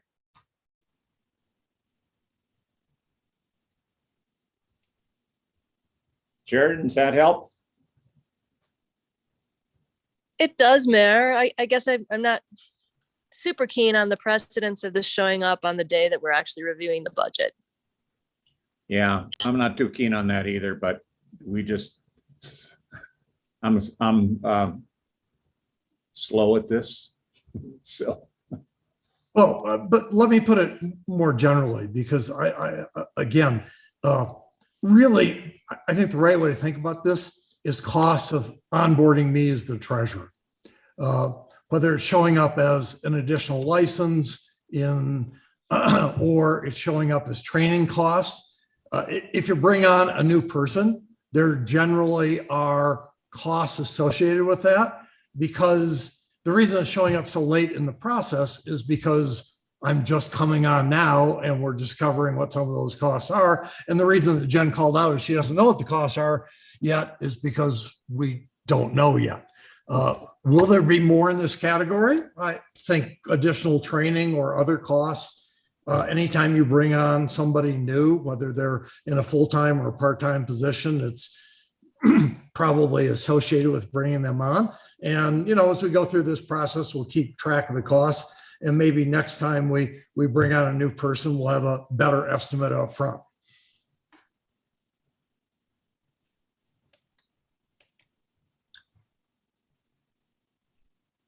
Okay, you want to say anything more, Sheridan?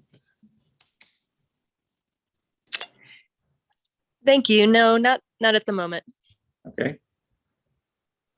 All right, any further discussion of this particular resolution 2022-R-12 on adopting the FY 2023 budget?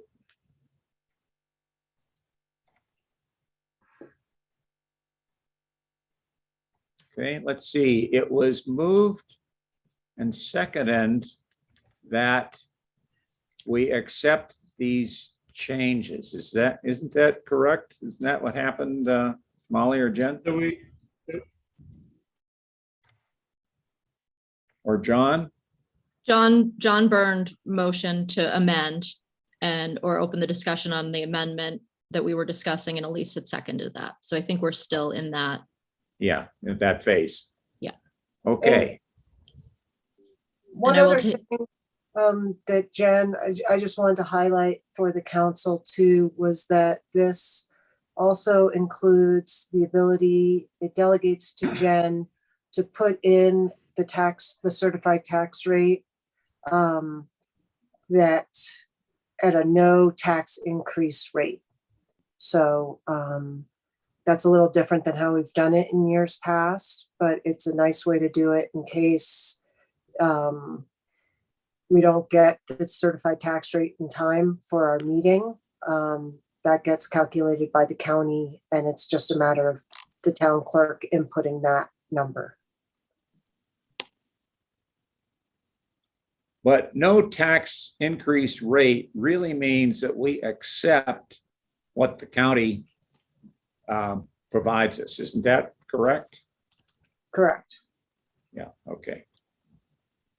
The alternative would be to go through, if you were to change, if there was to be a tax increase, then that would require the truth in taxation process, which wouldn't be happening in June. It would happen in August. Okay. I just put a little note on here. I just wanted to make sure the mayor and I had discussed that if we do that $3,000 increase to the IT budget, this contribution here, use of unreserved fund balance, we would propose that that be increased by $3,000 to help offset it. Got it. So I just wanted everybody to know where that was coming from. Okay. Any further discussion on the amendment? In that case, let's vote on the amendment. And does this require a roll call again, Polly? Yes, please. Okay. Mayor Burke, Yes. Aye. Councilmember Ansel, Aye. Councilmember Davis, Aye. Councilmember Byrne, Aye. Councilmember Morgan, Aye. All right, passes unanimously. So that's the amendment is passed. Now, let's have any discussion, or do we have to have a motion to approve the budget now that we've approved the amendment? Let's see, what's the procedure here? Did you just, Jen, what was the motion? Because if the motion was just to adopt it as amended, as the exhibit was amended, then it's been approved. But if it was just to agree to the amendments, then maybe you have to do it in two. I wrote in my notes that Councilmember Byrne moved to accept the budget with modifications. Okay, I think you're good to go then. Okay, good. So our resolution 22-R-12 is accepted. Next is discussion and possible action to approve resolution 22-R-13 for an Alta Special Service District budget and a certified tax rate. Yes, and just to provide a little background on this, this is something essentially because this budget is all zero revenue and expenses. This is just to keep this special service district on the books in case we want to use it in the future. All right, so this is no revenue and no expenditure. All right, I move that we adopt resolution 2022-R-13 on the Alta Special Service District. Seconded. Okay. Any discussion? Okay, if this, even though there's zero, I guess we still have to roll call this, right, Polly? Mayor Burke, Aye. Mayor Ansel, No. or excuse me, Councilmember, Councilmember, sorry. You guys, I was like, why are they laughing? I got so upgraded. Well, I was thinking I was probably botching your name, so I apologize. Thank you, Carolyn. Councilmember Davis, Aye. Councilmember Byrne, Aye. and Councilmember Morgan. Aye. Thank you all. All right, that one passes unanimously. Now, discussion and possible action, resolution R 2022 R14 pertaining to water rates. Oops, that's, No, that's capital are project. we, let me just, that. Capital projects plan. This is. No, next. no. Oh, did we skip over the capital projects plan? Yeah, I believe so. All right, sorry. Okay, That's let's okay. go to that one. So.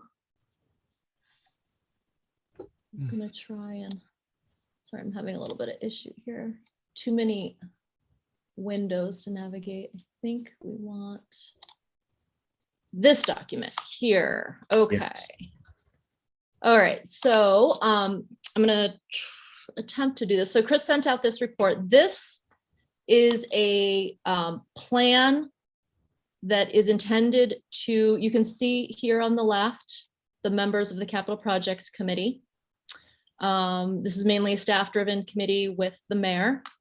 And these projects, so a couple things that we've done here, I think, to help facilitate the understanding of this process here with capital projects is we have an estimate over on the far right. We have a timeline. One of the things that's been discussed since sending out this report is honing in a little bit on the timeline and maybe having some seasonality to it, or even just like the months that we might be able to work on some of these projects, just to help this team of people know how they're all gonna stagger together throughout the fiscal year. We do have a project manager assigned to them, and then we have a description here. And so really what this 23 plan focuses on is projects that we think are attainable in fiscal year 23. Now there are, let's see if I scroll down, there are a couple of plans that are slated longer term here for fiscal year 24 and even beyond, including the community center. So I just want to draw attention to those. I guess I'd be happy to answer questions on any of these projects or the layout.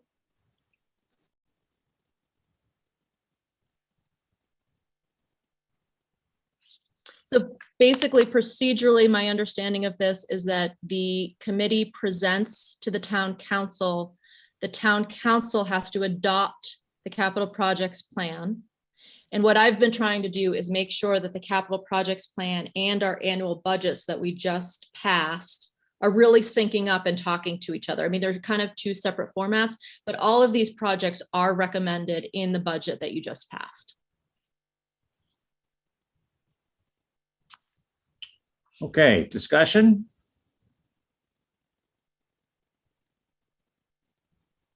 Well, Mayor, I feel strongly in support of many of the items on this spreadsheet and want to pump the brakes on others. And so I'm not really sure how to proceed. I think that for our police force, they obviously need these things to be up to speed based on what's required by the state.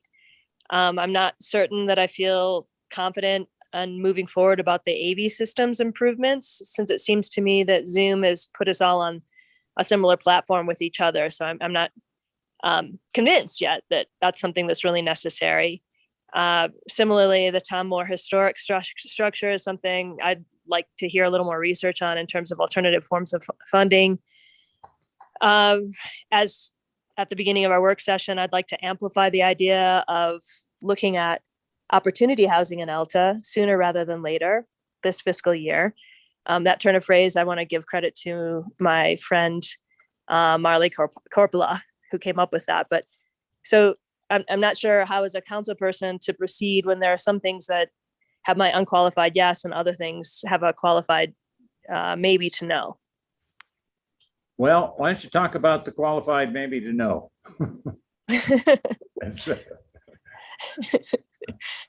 And the others would be a unqualified yes by default. So why don't we start with the Tom Moore toilets?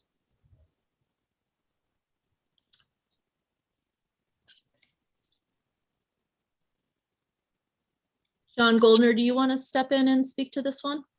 Oh, I was listening to the silence, waiting for whether it was an unqualified maybe or no, but yeah, we're not sure what exactly to do with the Tom Moore historic structure. It's one of the last CCC structures. It's that in the Forest Service garages. It's fallen apart. It's a pretty neat little building. There are many things we can do with it. We're looking at maybe, well, right now, $5,000 to $10,000 to just shore it up and make it look nice so that it doesn't fall down. And after that, depending on what happens with other projects, like the possibility of putting a portable restroom or a temporary restroom just up the hill and across the street from the Snow Pine. We haven't really talked about this yet, but I'm kind of thinking that maybe the Tom Moore toilets might be the Tom Moore toilets again. But the first step, we're not going to spend $25,000 on it next week. The first step is to get somebody in here to basically shore it up and keep it so that it doesn't keep disintegrating. But Yeah, I would definitely recommend that we keep that thing as a little landmark. I've described this as stabilizing that structure, which is, deteriorating all on its own. At some point you get to, if you let these things go, you can never restore them. They're just gone. So I think, Sheridan, you're suggesting that there may be grants from the State Office of Historic Preservation or wherever to do that. Is that right? Sorry, was trying to come on. I'm a huge fan of CCC buildings and the history around that and preserving that. So I'm the last person that wants to come out as an anti-preservationist around those structures, especially here in Alta. I guess I'd just like a little more information before I give an unqualified yes to earmarking 25 grand to find out if there are matching funds out there, what we need to do, if that's what we need to do just to stabilize the current protections around it. I could possibly get on board with that.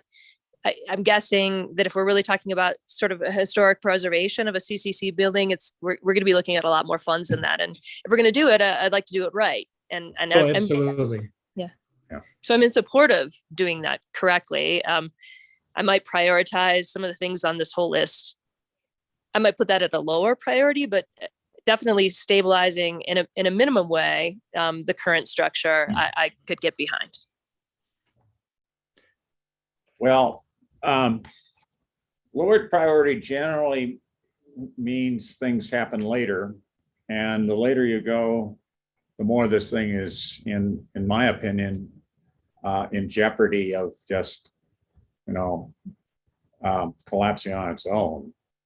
So, these things are susceptible to just a huge storm or something like that. So, my feeling is that if we're gonna try to save this thing, we better get it into a condition that it doesn't deteriorate any further.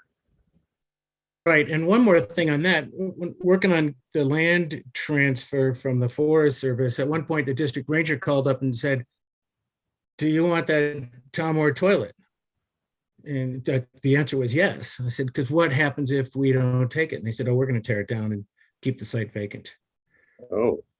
So it was talked about a little bit, and there might be a little bit of a contract there, but we indicated as a town that, the Forest Service didn't want to mess with it.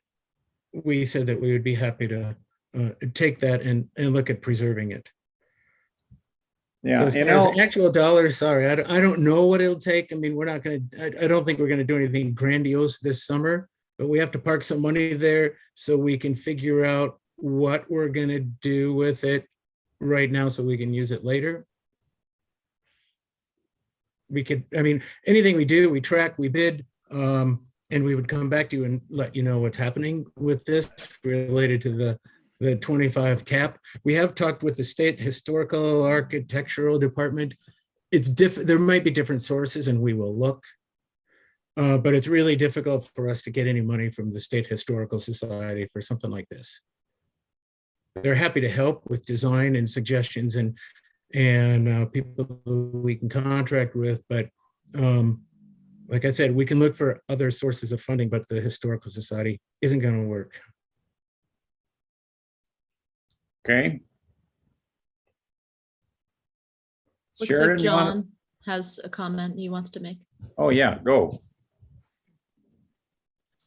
I, for one, would like to encourage the staff to consider actually returning it to some level of functionality or being part of the public toilet that we have talked about building for, I don't know, at least 10 years, probably longer.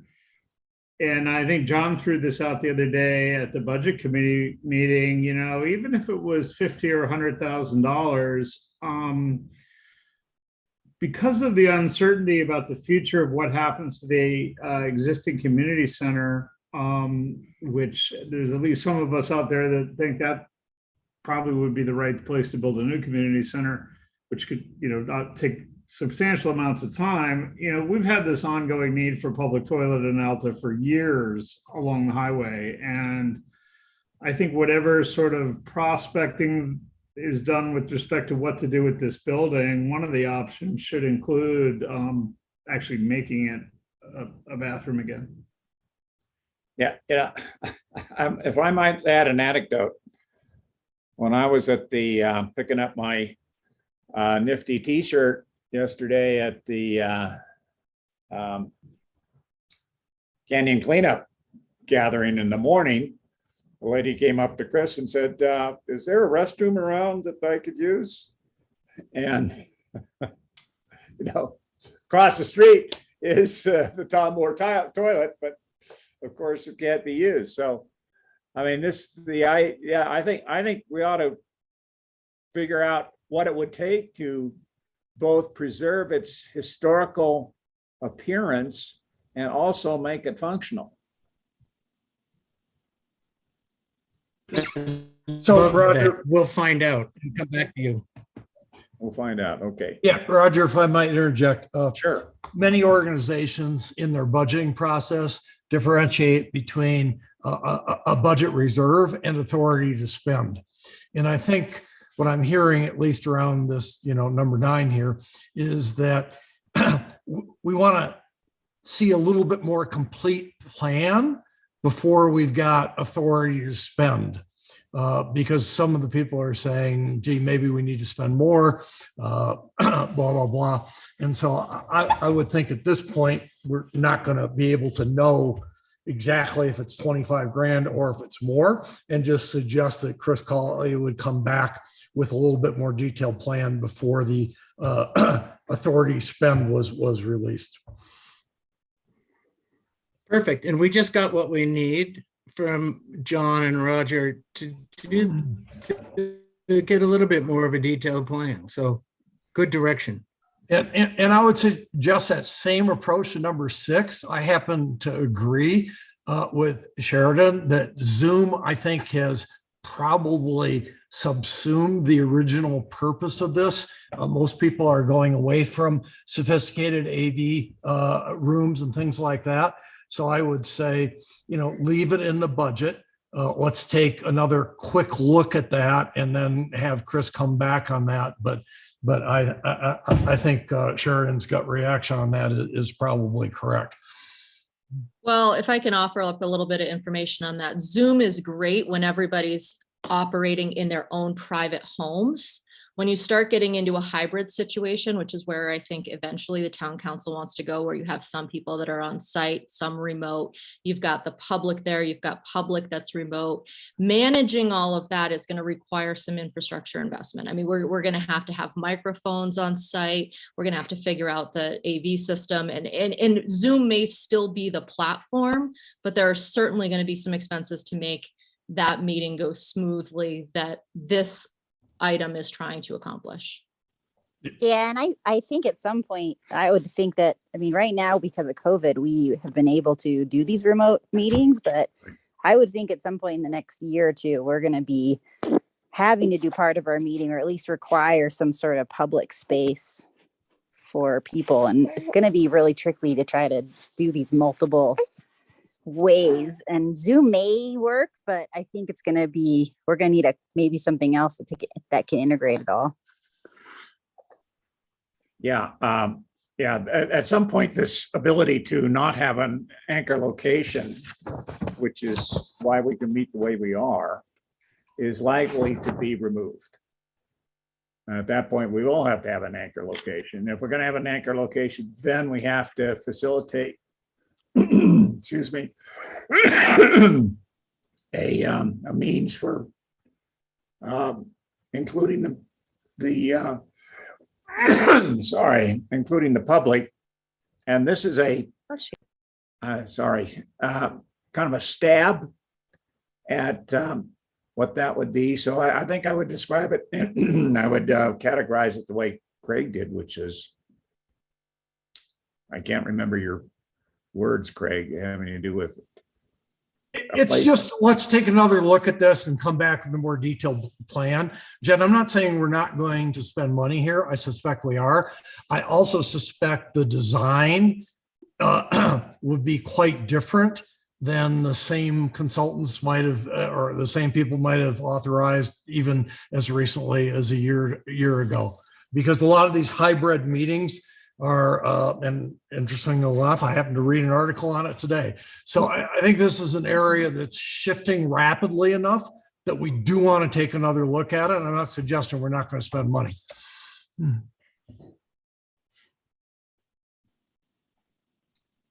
Okay, Sheridan, you brought this up. So what else would you like to say?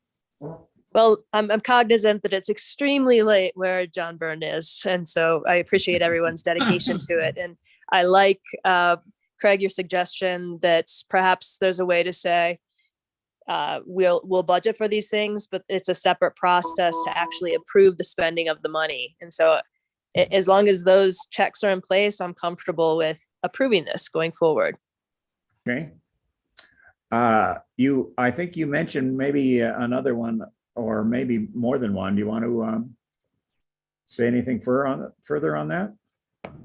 Oh, that was kind of a general statement about all of the items listed here, although there are things, if we don't need to replace the windows in Alta Central yet, maybe we shouldn't, especially since there are some things on this capital improvements budget sheet that I think there's some things that need to be there. Improvements to our park, potential investment in opportunity housing, which might fall under the future community center phase 2 plan. What a modern toilet would look like and cost, things like that. I think what you're saying is that this might be an incomplete list. Yes. Right. Okay, so how should we proceed on this item? Could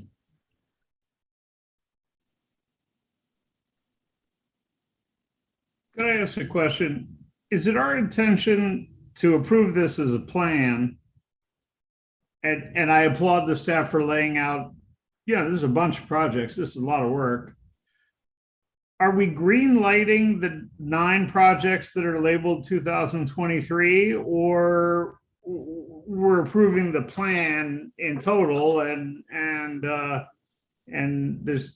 staff's gonna decide which ones are the highest priority and prioritize? So I know Roger's or Craig's been talking about how do we prioritize projects? How do we vet what's the ones we should do next? Just trying to understand what we're voting yes for. Are we voting yes that this is a good plan and we like these projects being on the plan? Maybe there's some more, or are we actually green lighting these first 9 items? So my understanding of the process to date, and it doesn't mean that it happens like this moving forward, but is that when the council approves the capital projects plan, it authorizes the staff to move on those projects within that year. So if we do want to have certain caveats on specific line items here, that it say, you know, we need authority to spend or something on individual ones, I think that's fine. I don't know that you want to do that with every single project where, I mean, because these projects have been vetted by staff, by that committee. Chris, go Yeah, ahead. just to be clear, I'm fine Yeah. if we are green lighting it. If we're green lighting these first 9, I'm voting yes. But I just think we should be Yes. more clear on this point. So what you're saying is by voting to accept this budget, we're voting to execute these up to these 9 projects this year?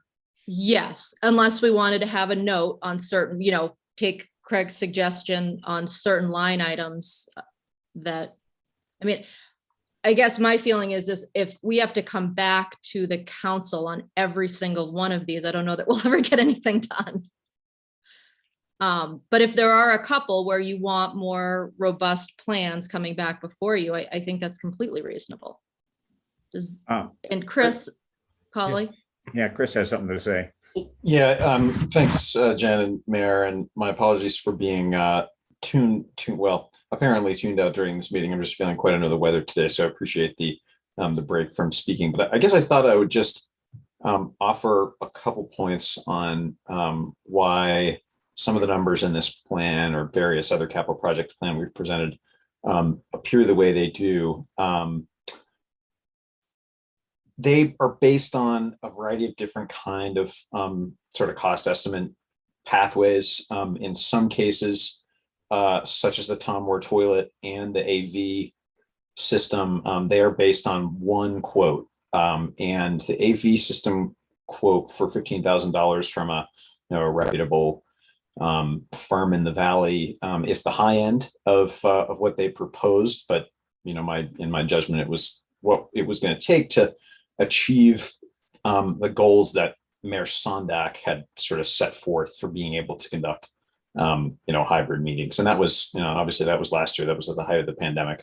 And then on the Tom Moore toilet, that $25,000 amount is actually very much at the low end of a bid from the restoration masonry contractor recommended to us by a variety of sources, including the State Office of Historic Preservation. So, and both of those amounts, and as are many of the others in this plan, are great enough so that we wouldn't be able to go ahead with the project until getting additional bids under our purchasing policy. So most of these projects entail a considerable amount of more work to get more information about costs and other proposals to make sure that we'd be rolling out the right project.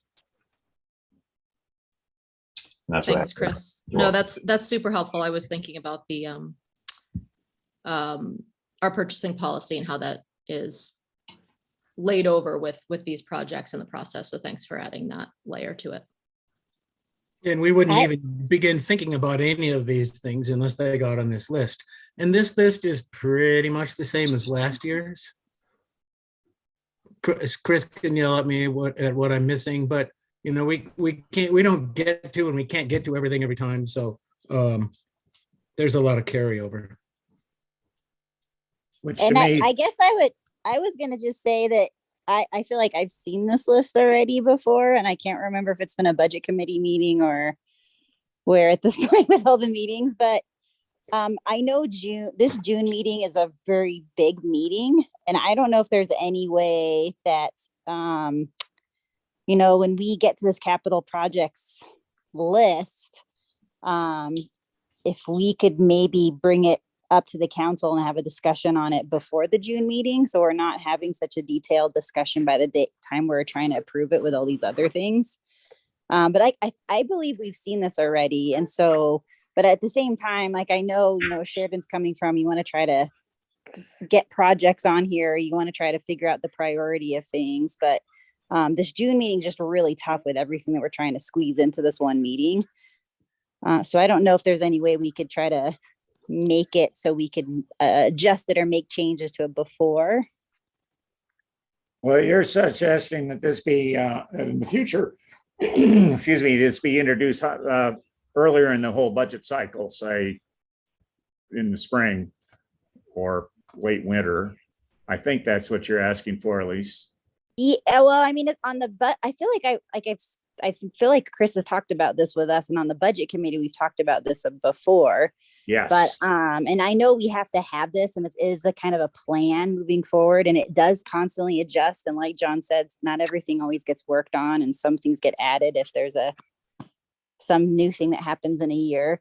But because this June meeting is so detailed and so much stuff, I wonder if there's a way we could make it more of a discussion and a previous, maybe in the May meeting. And then that way, when we're actually voting on it in June, you can kind of move forward with it. Mayor, can I make a comment? Yeah, please. Yeah, we did have this document on the agenda for discussion, and it was in the packet for the May meeting. There might be some minor changes to it, but that the purpose of that doing that in the May meeting was to provide an opportunity for discussion and reflection. And I'm glad that the intervening month has seemed to inspire some good thoughts on the way we roll out projects like this. And the other thing I would offer is that it might seem particularly repetitive, because it's true that many of these projects were on the 2022 capital projects plan, and some of them were on the 2021 capital projects plan. But I would just testify that we have moved forward our understanding of what it's going to take to solve the problems we need to solve that are behind these projects on all of them. So where we get in 2023 is going to depend on a lot of factors, but I know we'll be able to get a couple of good projects done this year at the very least. Well, I think there's been 9 shown for this fiscal year, but you're only expecting to actually get a couple of them done? Maybe I shouldn't have put it that way, Mayor. We will just continue to advance all of these projects, our understanding, and by that I mean taking bids, and trying to balance the difficulties presented by a 5-month construction season with our bandwidth on the staff to talk to contractors and manage projects. Okay. It's really a green light to get as many of them done as they can, the more the better.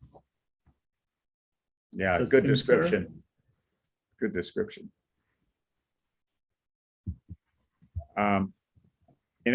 Sheridan, back to your thought. Well, maybe these things, for instance, the windows in the town office don't really need replacement yet.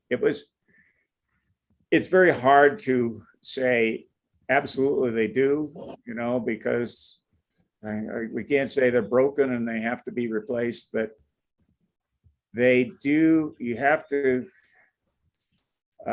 get after these things before they fail. And it was our judgment in going over these items that these were responsible things to do. I think that if I would suggest that maybe if you have further questions on them, that we get into the details offline. As you point out, we have one member who's I think he's in another day right now, actually. For him, it's the 16th. 3 a.m. It's 3 Yeah. a.m. where I am. So what do you think, Sheridan? That sounds good. And I appreciate your points, Elise. And I don't know. I know that it was on the council agenda last month. It just seems that we somehow don't have a collective chance to ever talk about it. When did we get a chance to talk about it? So that's all I'm asking for. I'm not against these projects. I just would like more discussion amongst council and maybe a little bit more winnowing. I mean, maybe we can do two things at once, act on these things while simultaneously looking at the prioritization and whether or not we should expand and maybe put the brakes on a couple of the items. I know that seems like a tall order, but my question initially, Mayor, when I brought this up was a procedural question. How do we winnow this project? How do we talk about these things? Yeah, I do feel maybe we needed a work session, if not more than one work session around everything that's on this list. So I apologize that it's gotten a little granular, and I hope it hasn't derailed our meeting. Yeah, I hope so too. What I would ask is that we get a good update on the things on these at each meeting. That Chris, you don't have to go through an entire list, but for those that have changed or are advancing, let's get a statement on that in July and beyond. I think that sounds like a good approach, Mayor. I think just a standing staff report, consent agenda staff report item where we talk about progress on capital projects would be easy to do. Okay, with that, I would like to take action on the 2023 capital projects plan. Now, I guess this is another budget item, so I guess I move that we adopt the 2023 capital projects plan. Second. Okay, discussion. All right, I guess this roll, Jen. Mayor Burke, Aye. Mayor, Councilmember Ansel, Get rid of that. Councilmember Ansel, Yes, sorry, I was having problems with my button. Aye. nope, I wanted to give you the opportunity. Thank you. Councilmember Davis, No. No, okay. Councilmember Byrne, Yes. Councilmember Morgan, Aye. Okay, well, that passed 4-1. And let's go on to discussion of possible action on our 2022-R-14 pertaining to water rates.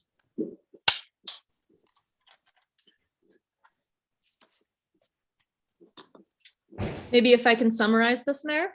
Please do.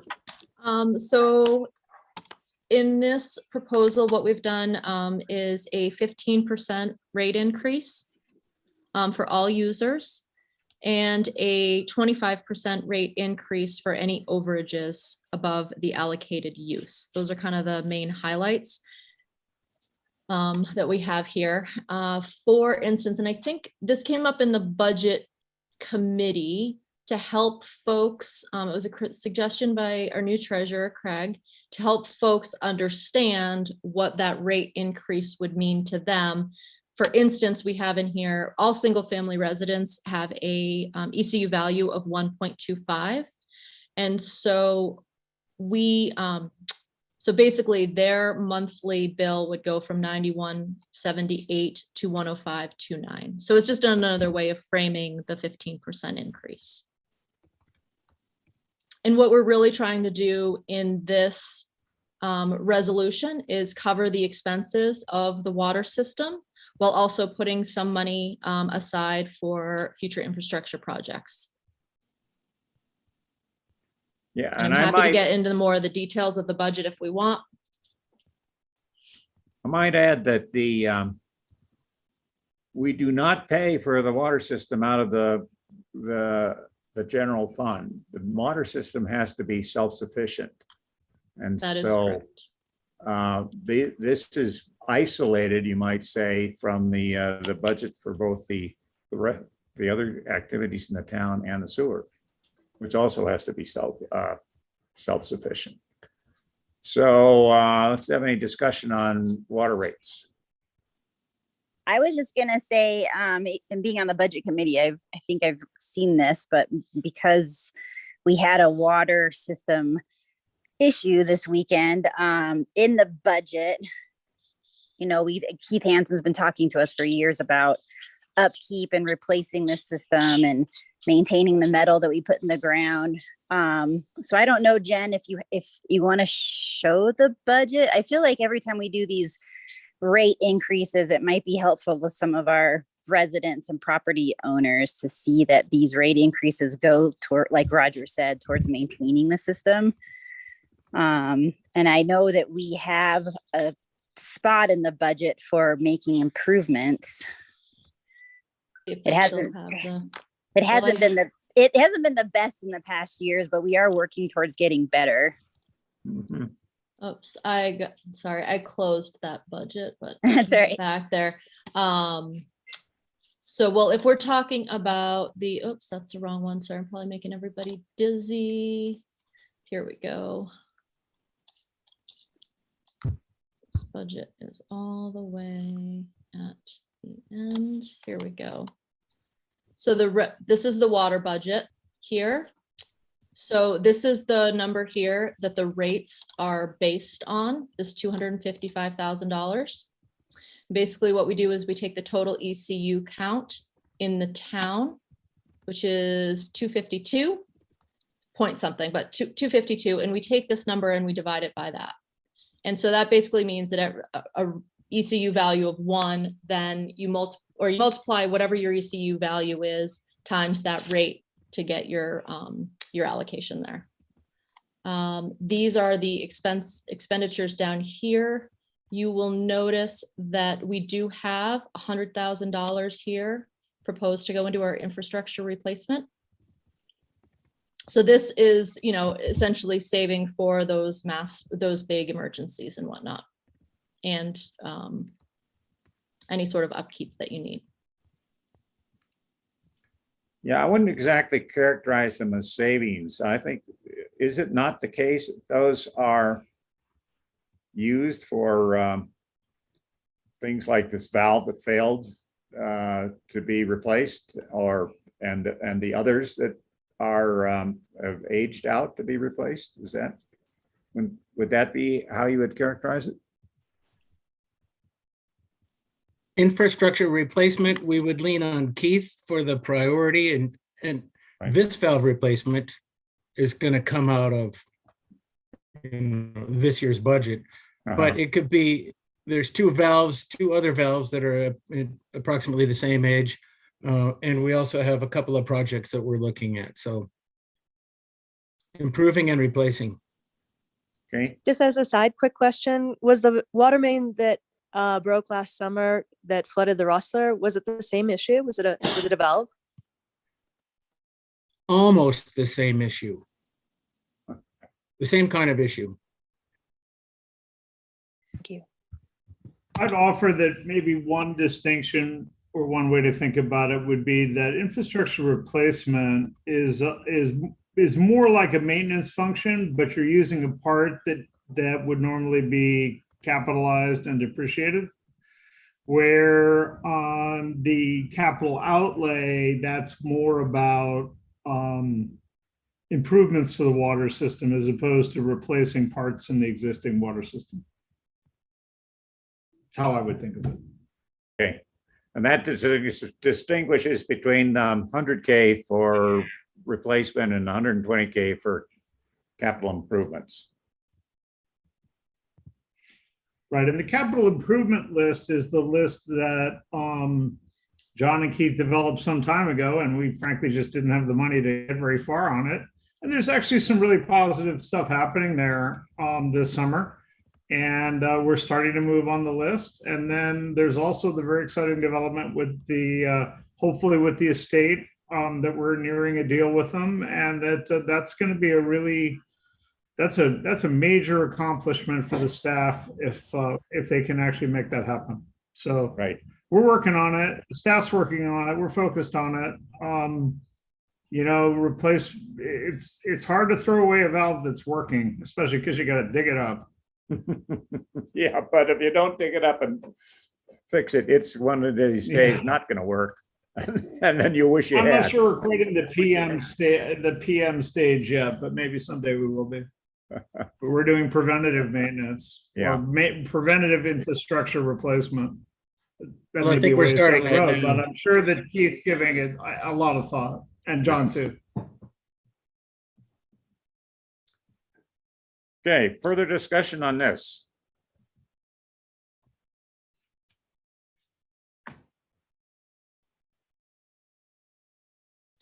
Okay, hearing none, I move that we adopt resolution R 2022-R-14 pertaining to water rates. Seconded. Okay, there was 2 seconds on top of each other.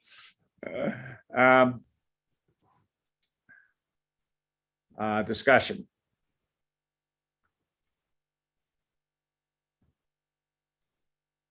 All right, no discussion further, no Roll. further discussion? Roll call vote on this one too, right? Yes.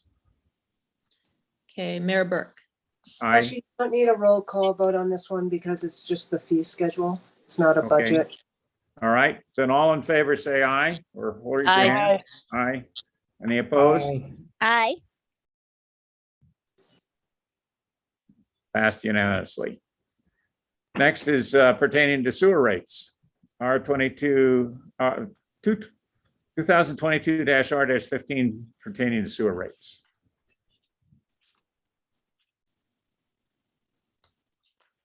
Okay, let's see, is Jen gonna? sorry, yep, no, I was just a little bit slow at jumping between. That's right. So this is, do you want me to share my screen on the resolution? Yeah, I think this is gonna be pretty straightforward, so go Okay. ahead.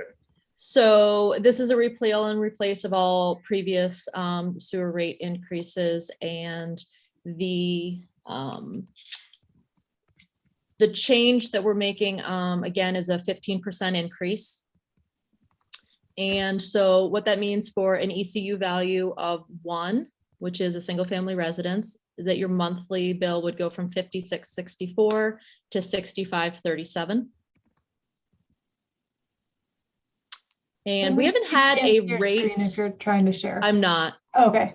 Sorry, I thought Roger said I didn't need to. I'm happy to if folks want.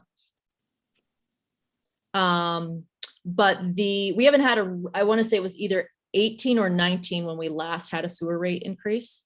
So it's been quite some time on this one. And the main reason for the rate increase is due to disposal costs. That's the big change in our Yes. budget. Yes, yeah, that's a good point. And so that's being a pass through from the Cottonwood Right. Canyon District. Yeah. Right, we're really passing through the increase in the operating expense to the ratepayer. Yeah, the people to whom we deliver our sewage are charging us more effectively. Yeah. All right. Okay. The capital fund, the capital fund and the sewer enterprise fund is in good shape, and someday something bad could happen, but this enterprise fund is actually pretty solid financial position as far as I'm concerned. So I think that this rate increase is likely to be the biggest one we see for a while, and we may get back into a period where we don't have to have an increase for a few years. This one is actually in good shape. Okay, Editorial comment. any further discussions on this? So I move we adopt resolution 2022-R-15 pertaining to sewer rates. Seconded. Second. By Sheridan. Any further discussion? All in favor? Aye. Aye. Aye. Any opposed?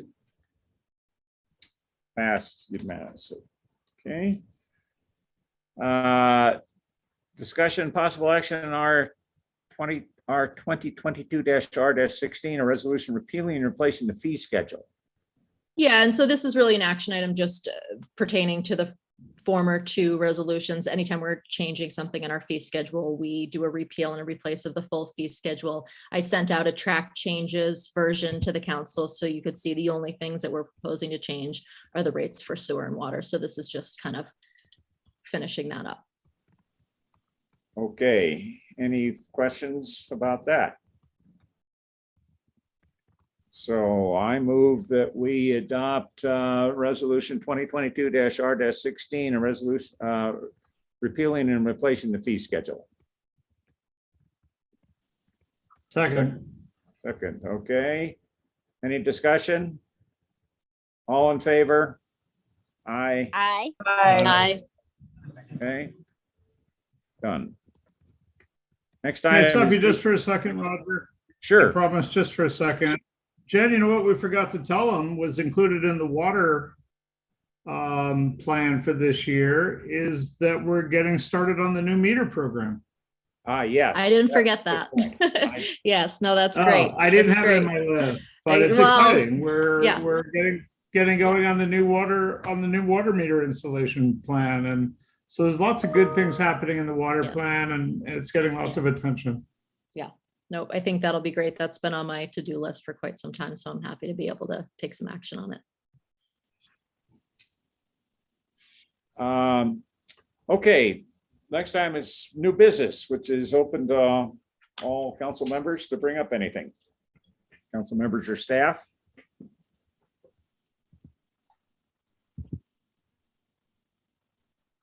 So I do wonder, just as a follow-up with regard to our capital projects, if we could have in the next few months, a work session or two around other priorities with regard to immediate, like short-term 1 to 3 year CapEx projects that perhaps might have higher priorities within the community.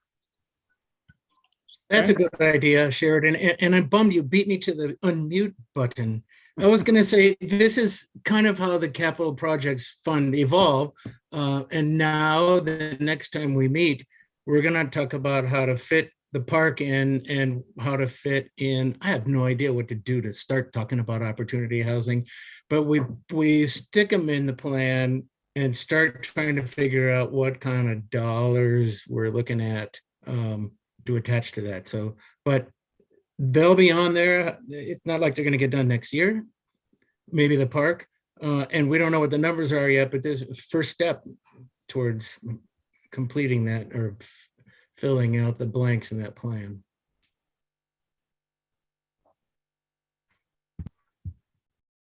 Okay, Thank you.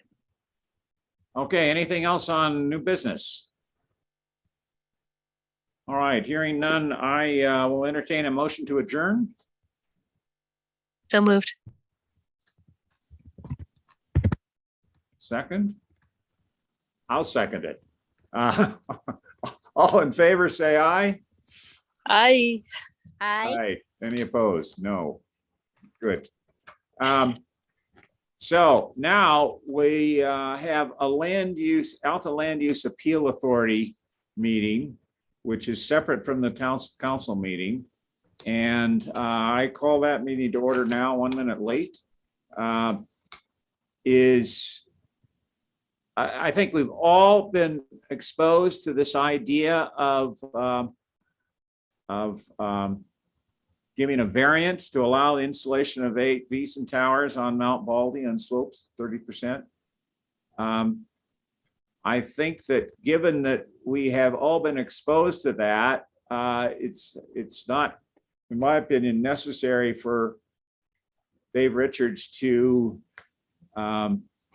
give us another rundown, but we might ask if there are any questions to Dave concerning this.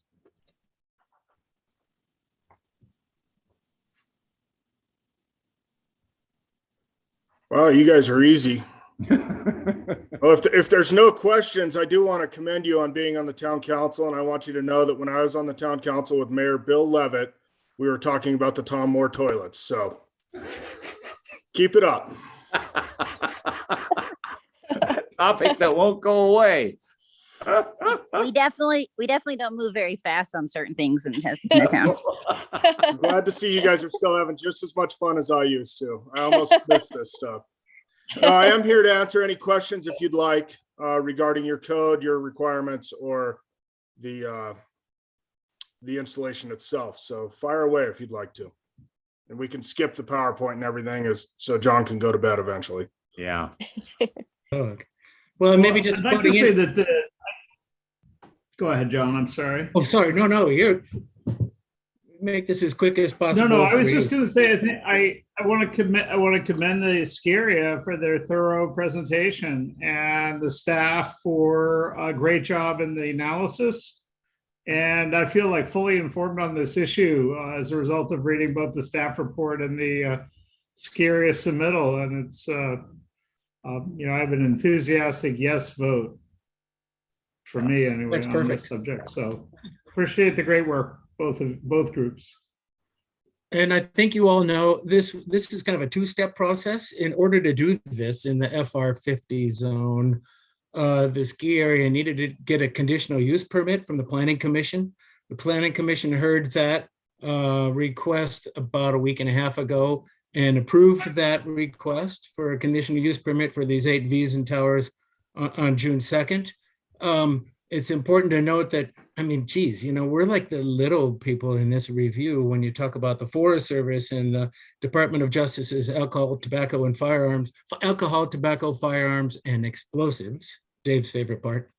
And then the Wiesen Tower people are much more meticulous than anyone would ever imagine. So in the Planning Commission's approval of the conditional use permit, they said approval subject to the same standards and regulations of the Forest Service's approval letter, the ATFE's approval letter, and the Wiesen installation letters. And then Dave also offered to spray these towers down with some kind of a, I don't know what it is, lime or apple juice spray so that they would kind of fade quicker. And the Planning Commission thought that was great because some people don't like galvanized. They're not shiny stainless steel, but they've basically done everything they need to do to get these things fitted in there. Next, we go to the variants. And this is so weird. I hate to say it's almost a gimme, but the state code more than the town code has 5 things that 5 conditions that have to be met before you can approve a variance. And every one of these conditions, as in the staff report, this request meets every one of those conditions. The state allows us a little flexibility from the standard land use ordinances to address hardships like this. And just by the very nature of these Wiesen towers and avalanches and avalanche paths, they have to be in steep areas over 30%. One of our planning commissioners said, yeah, they wouldn't do much good if we installed them in the flats. So this was a variance that was made to address the state code requirements. I mean, this is a special circumstance. The other thing that people worry about with variances, it's like, oh, what if we set a precedent? Well, everything we do sets a precedent. This is a good precedent. Anybody else that has steep cliffs with avalanche producing chutes, if they want to come right ahead and get a variance to put Wiesen towers at 220 grand a piece on that property to protect everybody below, I think you'd say yes. So unless there's any questions about the request or the staff report or the recommendation, it satisfies all the requirements in the state code. It's not setting any bad precedents. It's a public safety issue. They have to put these things on slopes over 30%. And in doing so, we have to give them a variance to do installation on slopes over 30%. And it was about a month and a half ago, the guy from Salt Lake County's Mountainous Planning District called me and said, what do you do with these things? I go, we don't know. We've never had one before. They put them all on Forest Service. Well, he said, well, we're going to have to give them a conditional use permit and a variance. So here we are, we're all doing the same thing. So enough talking. Any questions? Good. I think we've all been well exposed to this. All right.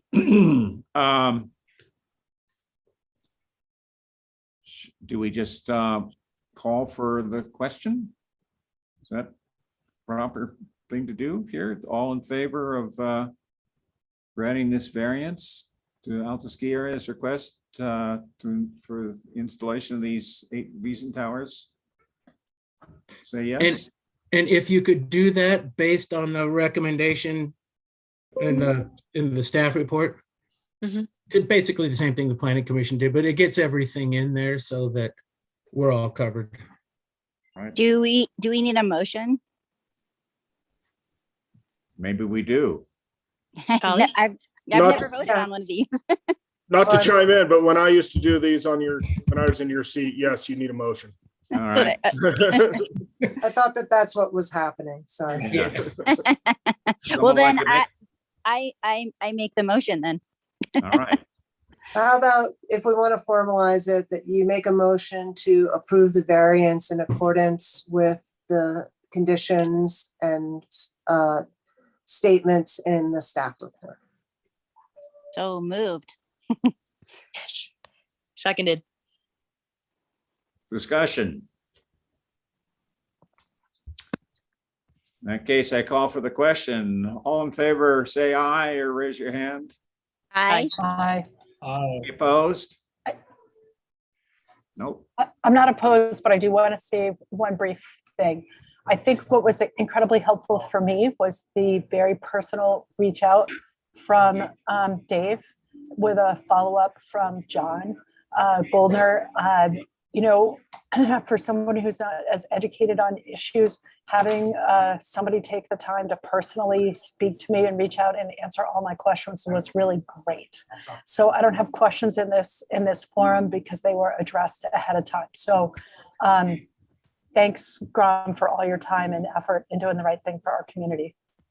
And I must say that the document you produced going into this was first class. Well, I If did they were graduate only from all high like school. this. Say again? I said I learned that in high school. I never went to college.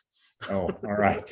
Just kidding. Can I just ask who seconded that? I'm sorry, I didn't catch it. I think it was me. Okay, thank you, Sheridan. Well, I'd like to thank you guys very, very much for your efforts and for approving this, and we'll get underway starting next week with this project. And all humor aside, thank you for your efforts on the council. I know it's pretty thankless, so I appreciate it. Good. Well, and definitely, I wasn't kidding when I said I wish all the applications were like this. And, it seems, I'm sorry, you have great patience, Dave, to sit through all this for a public safety installation. So thank you. And thank you, council or appeal authority for, this is a good one. Good. We are exactly on schedule. So I would entertain a motion to adjourn on schedule. Second. I'll second. Right. All in favor? Aye. Aye. Good Good night. night, Councilmember Byrne. Thank you all very much. Good morning, John. Thank you Good very job. much. See you next Thanks, month. everyone. Thanks Thanks for for being your hard work. It's just around the time.